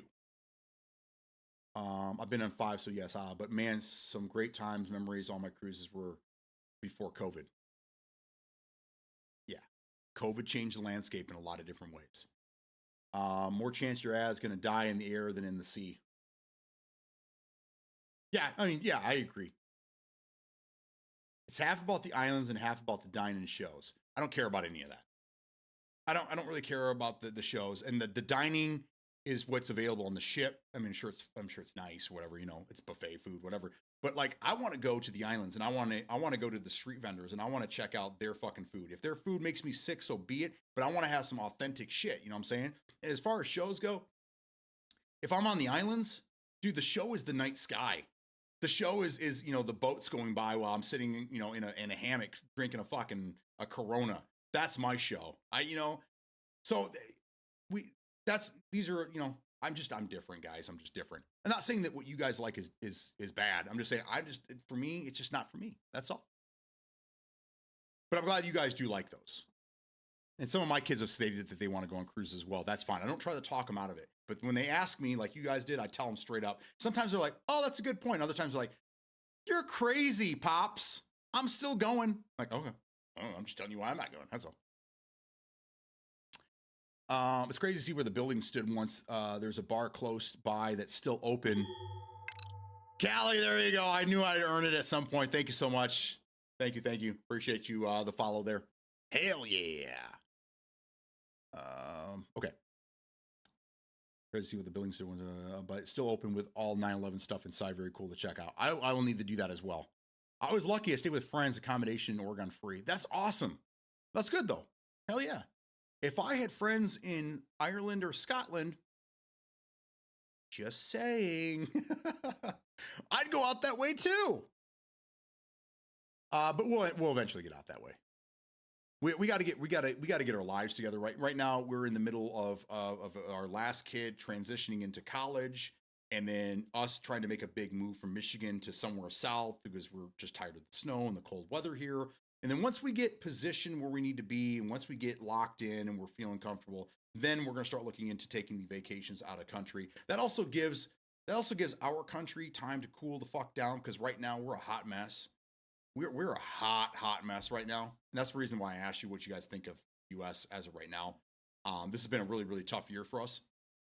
So maybe by the time everything gets settled, everything gets calmed down, maybe things will be less pressure in the world, and yeah, it'll be a little easier. So we'll see. But we will eventually take the vacation out of country. Don't consider it, do it. I like that. What do you got to lose? My life, but that's okay. That's okay. I like that. That's a good saying. Don't consider it, do it. Try not, do. I have to take a Dramamine and wear nausea bands to ride a ferry for an hour. Okay, so Mark for Life's out on the cruise ship as well. That's okay, Mark. We can get on a perfectly good airplane flown by Free. Free can fly us down to the Nassau, and we could just live down there, and then we don't have to worry about it. Because of COVID, there's no such thing now on these ships as self-service buffet. It just doesn't happen now because of transfer germs. It's also very rigid in that you always constantly have to use that hand sanitizer, and they will stand over you and watch you do it. Sort of feels like lost something that has. Well, I mean, I think that all stems back to, you guys remember the cruise ship that would not come to port. They forced everybody on this cruise ship. They quarantined and they stayed out in the ocean for days, like a week or so. And it was like the stories that you heard out of there, like there was shit backing up everywhere. Oh God, that right there is my nightmare. Being stuck sick as fuck on a boat with everybody else being sick. The food's running out, the water's running out, and the shit's coming out of everything. That's, yeah. So yeah, I think after that, I think they have to be a little more careful with things, because, oh God, can you imagine? Can you imagine? I love the theater. My wife does too. We went to she had me go to a local the Flint Players, the local theater, and they're all they're not being paid for it or whatever, the volunteers, whatever. We went and saw a show there. It was okay. I don't know. Live theater isn't my thing. My wife loves it, but it's not really my thing. I don't really care for those types of things. So again, this is another reason why this is perfect for you, where it's not good for me. That I wouldn't use half the amenities on a ship, probably over half the amenities. Oh, and then you add in the casino. I'm not using that. So there's really nothing for me to do on a cruise ship except for complain the whole time, which I know I'm good at. But not everybody wants to hear that. I'm not there to ruin their time. So it's probably better you just keep me off the fucking cruise anyway. It works out for everybody. Took a while, but the hook drove in and pinned. I got 2 spare rooms. Just saying. There you go. Trump is an ass, by the way. That thing needs to be caged. Sorry, guys. No. That's what I'm asking. How does the rest of the world view us right now? And we don't, as Americans, we shouldn't get mad at what anybody in the world has to say about us right now. I mean, if you want to treat it like a team thing, like, oh, don't talk shit about my home team and this and that, whatever. But it's important for us to understand how the rest of the world views us right now. It's very important for everybody. So I don't apologize. I mean, if that's how we're viewed upon the world, we need to change some things. We need to change some stuff, man. If we're going to be a world leader and we're going to be a superpower, we need other people to like us as well, right? We can't just be a bullies and America first and fuck you and this and that. We need to be allies with everybody in the world. Everybody. We need to be leading a lot of things. So we want people to think of us as leaders, not as assholes, right? I don't know. So thank you. Thank you for your candid thought on that. Don't be afraid to speak your mind here. Just don't talk about online gambling. Divi and Tamarjan, all inclusive in Aruba. Write that down and book it. I might just have to. You had me at Aruba. You can go to Valhalla if you die on a Viking cruise. Otherwise, man, it's just going to be fun.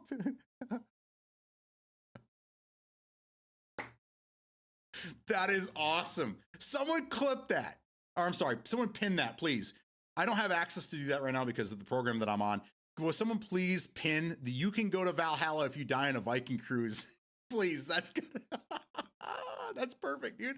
I'd love to go to Valhalla. Every day we fight and die and then we celebrate. Valhalla sounds like so much fun.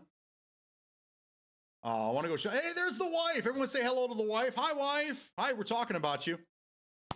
Yes, I'll go shopping with you if it doesn't pertain to Christmas shopping or grocery shopping. What are we doing? Callie is in here. Callie is from Ireland. And she says that she has a couple spare rooms. And I was talking about that we needed to go over there anyhow and check some stuff out. So we might have an open here. You want to go? Do you want to go? Merry Christmas. We'll just leave the gifts under the tree for the kids, and we'll just get the fuck out of here. We'll come back. We'll come back next week sometime, I'm sure. Oh man, that's so funny. Dream flight for sure. That's just a 1 in 10,000 story. We had a cruise ship that was stuck in port. Ooh, that sucks. True story, was on a cruise ship. We came across a boat in the middle of the ocean with refugees on it just floating in the middle of the night.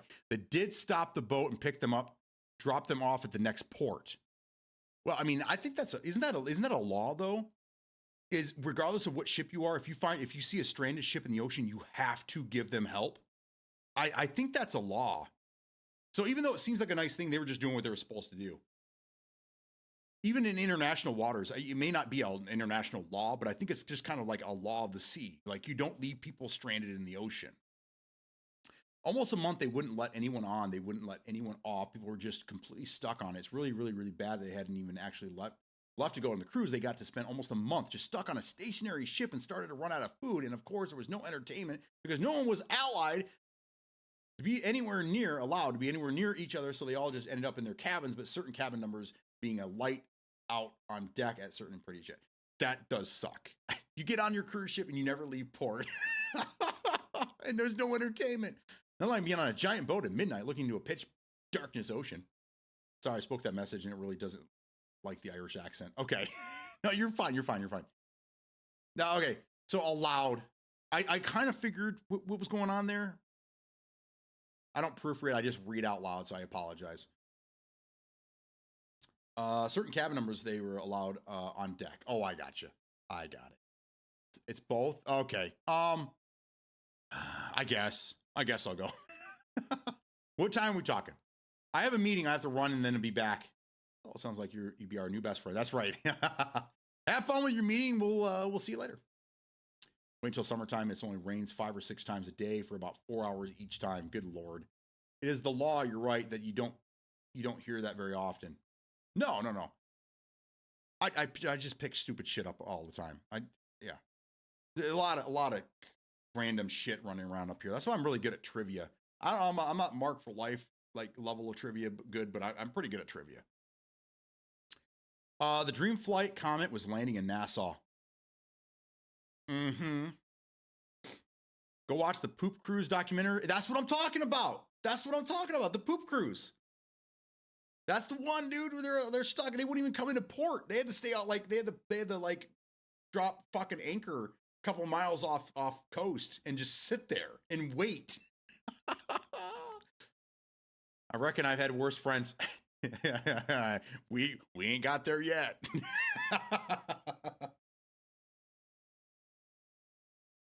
I mean, we have a literal Jeopardy champion on our team, so we are hard to beat. Yeah, I mean, yeah, absolutely, it'd be hard. But I mean, I taught Ken Jennings everything he knows, so I mean, don't sell me short there, bro. We were high school friends. He learned a lot from me.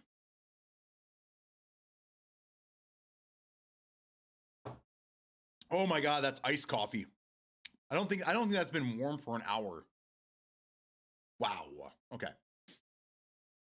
So what time is she coming to pick me up now? I don't even know. What time is she coming to get me? Let me scroll back up. So now I got to go Christmas shopping and grocery shopping. And she said we were done, man. Horrible. Horrible. I joke with this guy when I know something and he doesn't.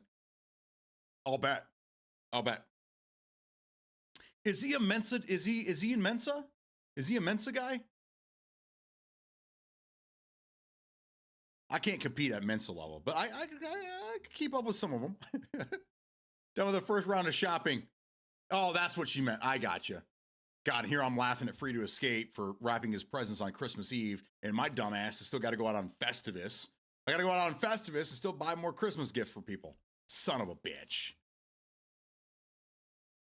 Are you ever truly done Christmas shopping? Yes. I know what it is. For my brother who may or may not show up for Christmas, she wanted to go stop and grab a couple, like a gift card and some lottery tickets or something like that. And then I think she wanted to give a lottery or a gift card to one of the other, somebody else. So it was like last minute stuff, but you can get that at a gas station. I mean, I don't know. Maybe that's the joke. Maybe she wants to take me out for dinner and she's telling me we have to go Christmas and grocery shopping. And all we're doing is stopping at the gas station and grabbing some Red Bulls, scratch offs, and a gift card. And then we're going out to eat. I hope that's what it is. I really do.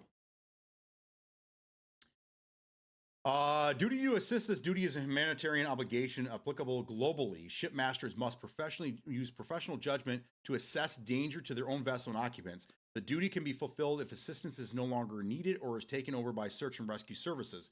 Salvage law also offers rewards for voluntary assisting and recovering a ship or cargo in peril, prioritizing saving lives. Yes.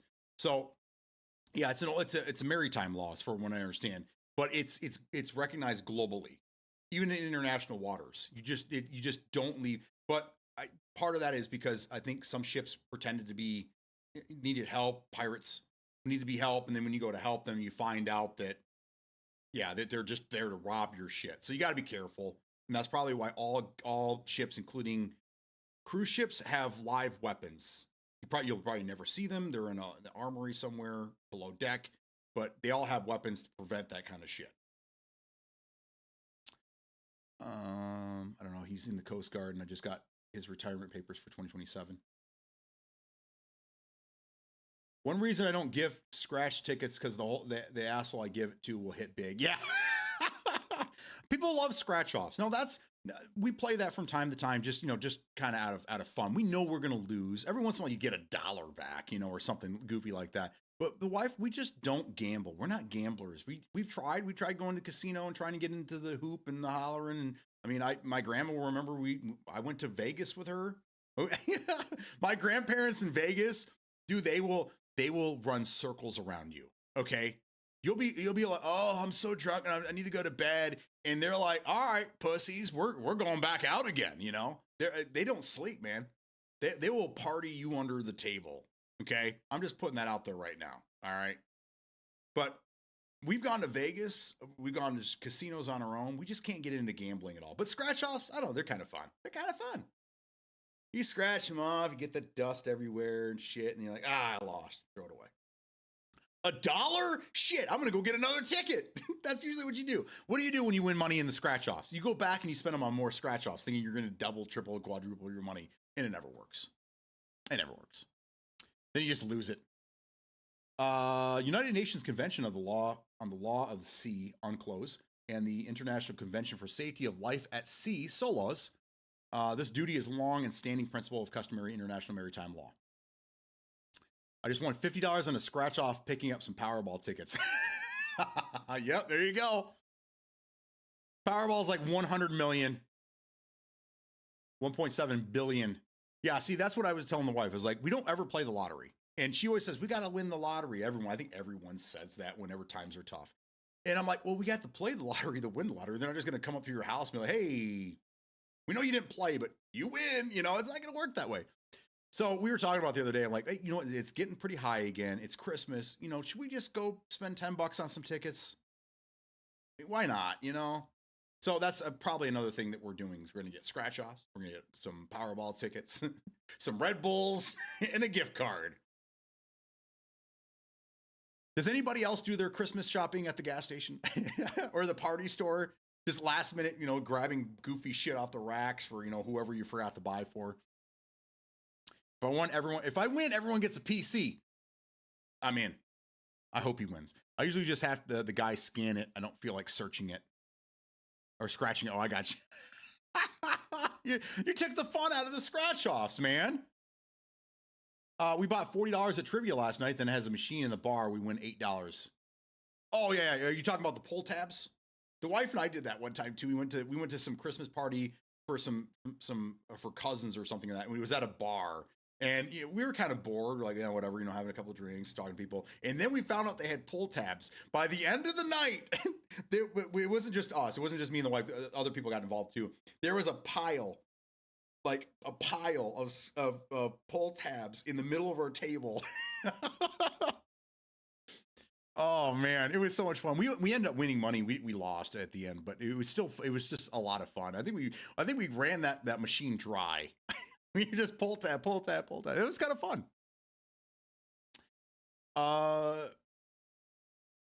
Yo, are you done playing? I never even started playing. I haven't played anything. I haven't touched anything. We've been talking. I've been sitting here talking to you guys for the last 3 hours. We're just in here having a good time, man. We're just chatting. We got some new friends in here, having a good time, enjoying Festivus for the rest of us. You never seen pull tabs anywhere? Oh man, maybe it's a Michigan thing. Maybe it's Michigan. I don't know. Now, most of the places we go into have Keno, but my wife and I, we're stupid. We don't know how to play Keno, so we never really do. We just watch. We see the numbers on the board up there, and we look at the paper, and we're like,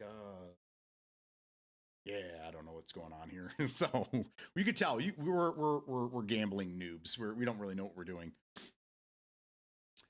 You win. I'll have one of those streaming cards instead of the PC. There you go. There you go. Let him buy you the PC. You pay the $100 for the capture card. Let him buy you the PC because he ain't gonna skimp. He's probably probably $2,500 PCs for everybody, especially if it's $1.7 billion. I wouldn't be surprised if he bought you a new house to house your new $5,000 gaming PC. So it's a drop in the bucket for him. But let him buy you the PC.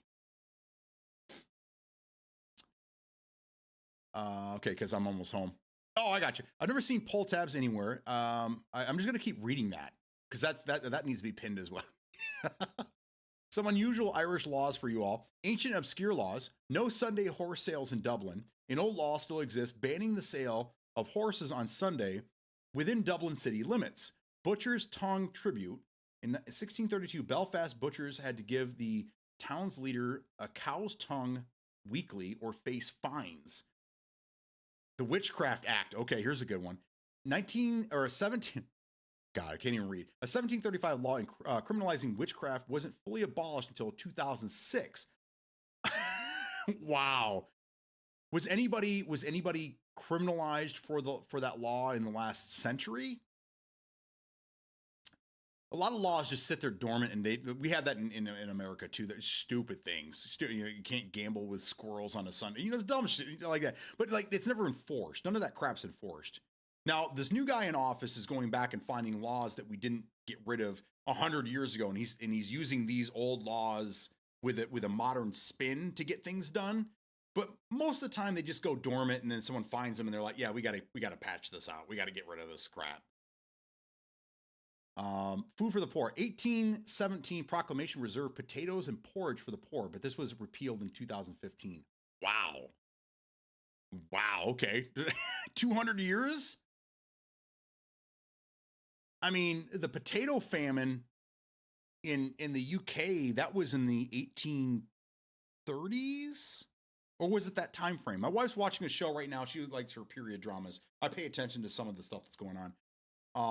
Victoria, about Queen Victoria the First, I want to say, and I think it was right around that time. But there was the potato famine was starting to become a thing, so probably right around that time. That's what's up. I only gamble with my life. Amen, brother. You've seen Vegas Vacation, you know how to play Keno. I have. The only thing I remember from Vegas Vacation is when the guy, the tour guide, is like, reserve all your damn questions for this, and you go to the damn, it's damn. And then Cousin Eddie goes, "Where can I get some damn bait?" That's the only thing I remember from that. Oh no, you know what? I take it back. I remember the son the son won all these cars, and his name was like Papadopoulos or something like that. Okay, I remember a little bit more than I thought. If I legit won first purchase as a brand new 911 Porsche, you're gonna get yourself a Porsche? You the man, dude. You the man. Modern and unenforced, but still law, drunk in public. The Public Order Act makes being drunk in public, even St. Patty's Day, an offense with fines or arrest possible. In Ireland, I mean, I'm sure not only is it probably not enforced, but I mean, let's get rid of that law. Wow. Okay. Dog license. Every dog needs a license or owners face hefty fines. Notes. That's a law here. It's not enforced either, but I mean, it can be enforced. Pubs can refuse service. The Intoxicating Liquor Act lets bars turn away anyone, anytime without reason. So that's a law here too. Yield to funerals. Drivers legally must yield to funeral processions, a law reinforced in tradition. That's a law here as well. You cannot cut off a funeral procession. You cannot jump into one unless you're part of it. And you cannot stop traffic for any reason when it comes to a funeral procession. So that's a lot of those laws are the same here. Some are like yours, not enforced, but they're still a law, and some are more enforced than others. So that's interesting. Bubba and I have been playing Splitgate, and he's been improving in shoddy snipes. Nice. Well, congrats, dude.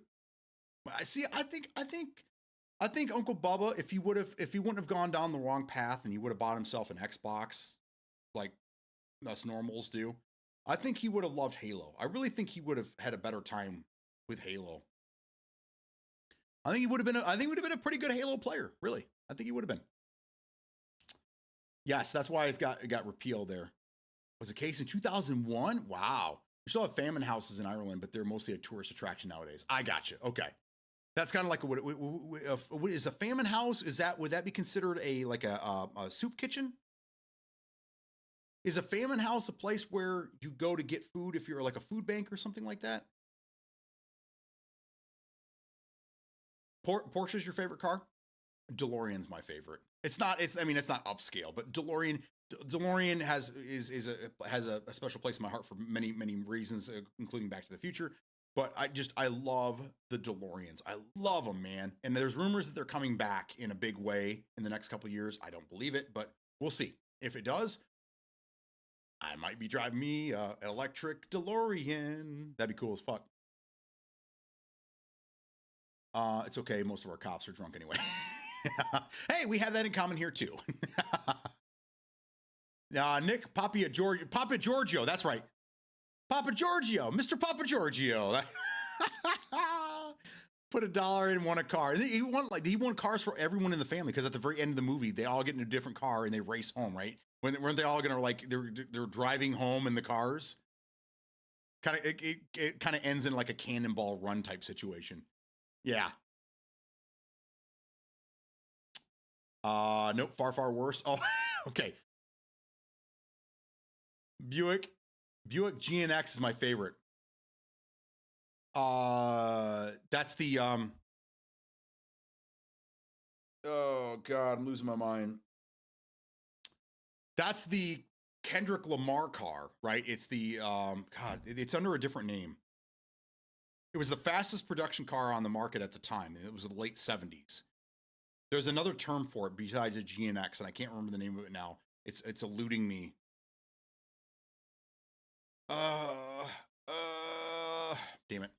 Damn it.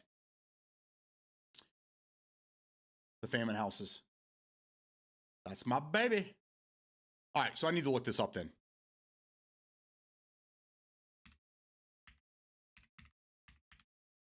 My wife would slap me in the back of the head. She's like, you know what that is. Famine cottages were built in the mid-19th century and originally housed the Long and then the Kavanaugh family. No.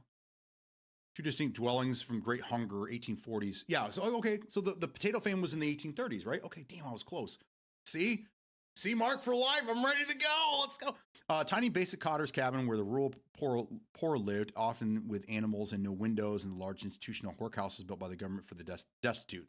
So these were kind of like, so this was like, these were houses for poor.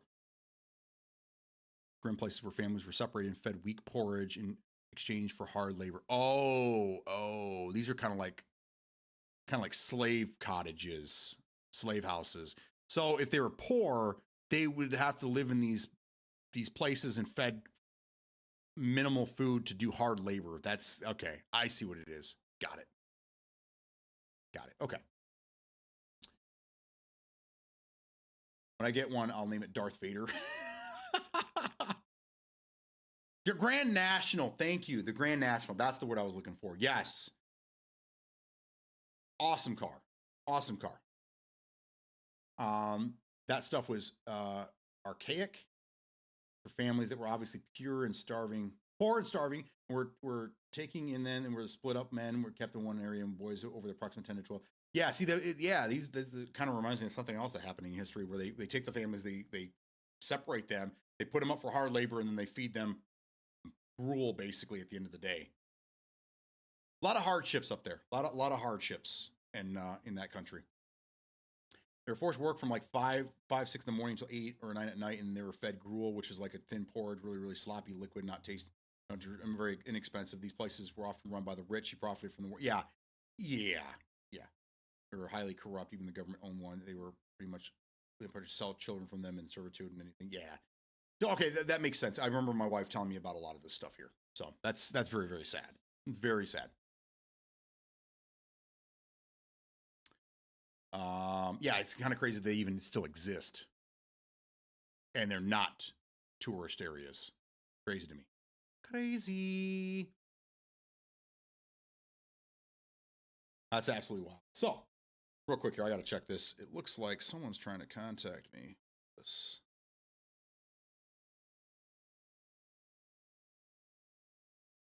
Oh. So the last, some Christmas gift is out on the front porch waiting for us to grab it. Okay, I guess I'm doing more rapping today. Oh, well. Fun place, you wanted accommodations, and that's perfect. So you're saying the wife and I will be separated for the entire trip? I don't know. I'm sure you guys have a Motel 6 there, or Red Roof Inn, or something like that, right? What is your, let me ask you this. What is your biggest tourist area? Where do all the tourists go? And do you live close by? Do you live closer to the touristy area there? And if you were to recommend a spot that tourists normally don't go to, if you were to recommend one location that tourists normally don't go to that you recommend touristy people go to just to see, what would you recommend? There'll definitely be no more babies born in that place. Yeah. How are they with marijuana out there? Just curious. They probably don't know what it is. It's only illegal because alcohol is more important. In the North, Belfast would be a highlight. Okay. And the site you go to say Dublin. Okay. Yeah, I definitely go to Dublin, but okay, North Belfast. In the south, you go to, okay, so in the north, you go to Belfast. So Belfast and Dublin are the locations. Okay. Probably you just end up going to both of them. I'll look it up right now. Is marijuana illegal in Ireland? I don't think it is in UK at all.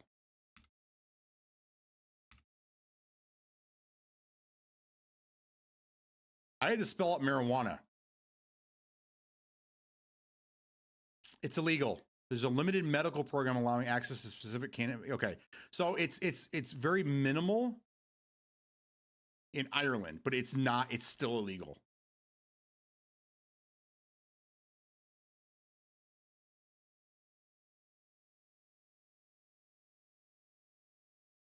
I like looking at the world map here. Let's look at this together. This is another great thing. Come here. Come on over here. I'll show you. All right. So the blue area, the blue area is where it's legal. Okay. The yellow, the gold here, this is illegal but decriminalized. So it's illegal, but you're not gonna, you're not gonna go to prison over it. Okay. Pink is illegal but often unenforced. Now, I thought somebody just recently from America, was it Wiz Khalifa or something like that, got caught in Thailand or something like that? Maybe that, or the Thailand's down here, isn't it? And he's having to serve like 18 months in prison over there for it. Like, I mean, I've heard of people in some of the Asian market getting put to death for marijuana, which is crazy. Illegal may include recent laws or court decision may not yet enter into effect. Okay, so like that's wild. Like all of Europe and the Middle East, all of Africa, pretty much. That's crazy, dude. Up here, this is at Amsterdam. That's you got what, Poland, Germany. Poland's here. So you have Germany. What is this? Oh, there's, okay, so Germany and the Czech Republic. It's legal there. But it's illegal everywhere else. And then down here in the islands, where's this at? The Virgin Islands, because it's US. Bermuda. Okay. But man, look at this. Look at how much of North America is legal. That's wild. We're gonna sweep the globe. We're gonna make it legal everywhere. Yeah, see, this is gonna be a problem. This is gonna be a big problem right in here. See this little area right in here? I can't zoom in any more than this. Right here. That's gonna be a problem. Big problem for me.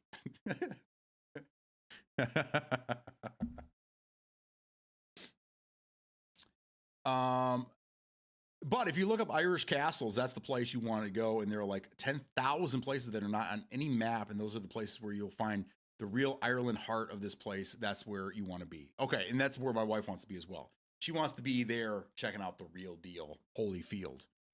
Marijuana is entirely illegal here. You get arrested, you get locked up, and your ass is staying in jail. Wow. It's not only illegal, it's demonized. But I'm telling you, man, the marijuana market, they try to sneak in and they try to push some of the alcohol market out of Ireland. It's over, man. That's why. You must be born. No, I'm sorry. You must be from Ireland because when I look at you, my penis is Dublin. That's got, I don't know. I have no idea where. Was it Hall Pass? I was just telling my wife, I said the term fake chow the other day. Do not look that up. I said fake chow. She didn't know where it came from, so I had to explain it to her from that movie. And I was like, you watched the movie with me. How do you not remember that?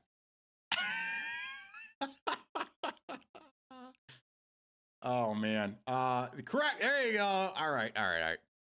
We got a little bit of leeway, not much, tiny little bit in terms of medical marijuana. Yeah, that's what I was reading there, is that a small minority. But you have to go through England, and it's an absolute nightmare. And it's not that you're carrying something that is legal, is doctor carded and cared for, and then you'd be arrested, but you could have to have it confiscated. That's crazy. I assume that it would be even something like where you don't even smoke it. It's probably like in an edible form, and you take it as a pill, and you have to probably take the pill in the doctor's office. Like you're not taking it outside. Yeah. Last night I fake chowed DJ's mom. Oh God. Shut it up, man. Shut it up. I want to know. So look at in Antarctica. No one's claiming Antarctica. No one knows what happens down here. Look at that. Is it illegal down in Antarctica? I don't know. Oh my God, look at Australia. One spot in Australia. One little city. What do we got here? Northern Mariana Islands and Guam. Of course, Guam. That's incredible. I like how North Korea is just gray. Like nobody lives there. North Korea has nothing to say about it. It's just, we're just going to leave that blank. That's North Korea and Antarctica. They're just there. No one knows what happens there. They're just there. I love this. Okay. Oh, in Mexico too. Okay. I'd be okay in Mexico. Maybe go to the Baja. Maybe the wife and I go look for some places in the Baja. That's hilarious. tablets at home, but some people can smoke weed. However, it has a through some sort of vape thing that filters it. I gotcha. Yeah, you don't want to secondhand smoke anybody in the vicinity. I agree with that. But I never really understood. I get it. I get it. You know, smoking out in public, smoking around, you know, at schools and churches, and we get that now because it's legal here. You go anywhere, especially right now. You go anywhere and you just get out of your car in the parking lot and you just smell it. You know, somebody's clam bacon in their car somewhere around, right? Which even happened when it was illegal here. But I get that. But I mean, I don't understand, like, in your own time, in your own house, or in your own backyard where nobody else is going to smell it. I live at, you know, I live kind of out in the country a little ways, just a little ways out of town. So, you know, there's a lot of open field and stuff like that. I just don't understand, like, why does it matter? Why does it matter? I don't get it. It's been so demonized. I just don't get it. I don't understand it. But at least the U.S. is finally going in the right direction when it comes to that stuff.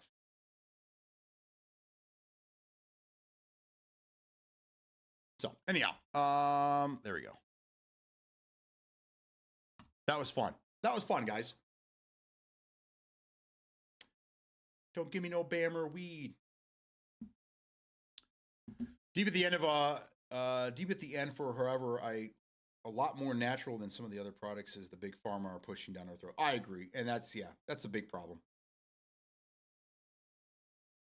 Big trouble. So in America, I don't know if you guys have heard this, but the marijuana is now being considered a Schedule 3 drug instead of a Schedule 1. So now we can start doing more medical testing and things like that. So we're on the right track. And there's only what I think 20 states left that it's completely legal. So it's starting to push through. And I think once the U.S. does, I think other countries will start to lax on it as well. But we're closer. I would say in the next 5 years it'll probably be legal on a federal level. And then you don't have to worry about it. And then it's just, you know, whatever. It is what it is. So it's bloody apps, the Irish accent, by the way, hence all the spelling and grammar crap you're getting. I understand. I get it. I understand. I'm trying to change the words on the fly as I'm reading them, so it's all good. This bloody app hates the Irish. You know what? I think it hates everyone. I think it's just a hater of people. It'd rather talk to AI. It prefers AI. We're being pushed out. Doing a good job. Okay, thanks. All right. So, ladies and gentlemen, it's been a fantastic day. It's already 2:30. I'm not sure exactly where my wife's at. I know she's getting out of a meeting somewhere soon, and then I think she's coming to scoop me up so we can go do some shopping. Fuck, I am just. So I'm gonna call it a day right here. Tomorrow I am streaming for a very short period of time, from probably like 9 to 1, somewhere in that neighborhood. It's 7:30 p.m. there. Okay. Well, thank you for being here. It's 2:30 here, so you're 5 hours ahead of us. 5 hours ahead of us. Thank you. Thank you. It's been a pleasure. My pleasure. Thank you very much. I'll be on a little bit later this afternoon playing some games, probably even to this evening. So if you guys see me on, throw me an invite. I'd be more than happy to play some games with you. I'm up for anything. I'm up for anything. Splitgate's falling apart right now. Battlefield 6 is in a mess. And Gray Zone Warfare, I would love to get back into Gray Zone. So if anybody has got the cojones to get into some Gray Zone with me, I would love to do that tonight. That's kind of where I would love to be. So Scrabble, I played worse games. I've played worse games. Did I play any racing games? I do not, unless you consider Outrun. That's the only racing game I ever really liked was Outrun. That's my game. But other than that, I don't really like. Yeah, I would do Gray Zone, but on console. I've told you a million times how you can fix that, Bubba. All you need is a PC, baby. That's all you need. All right, guys. I appreciate you guys hanging out with me. I haven't done this in a long time. We have a lot of people here, so let's see what's going on. Is there anybody to raid right now? Is anybody streaming? Anybody on? Can I hand this off to somebody? Can I hand this off to somebody that we know in love? No? Nobody? Nobody's streaming. Nobody's streaming. Oh, well. Okay. Oh, damn it, Bennett.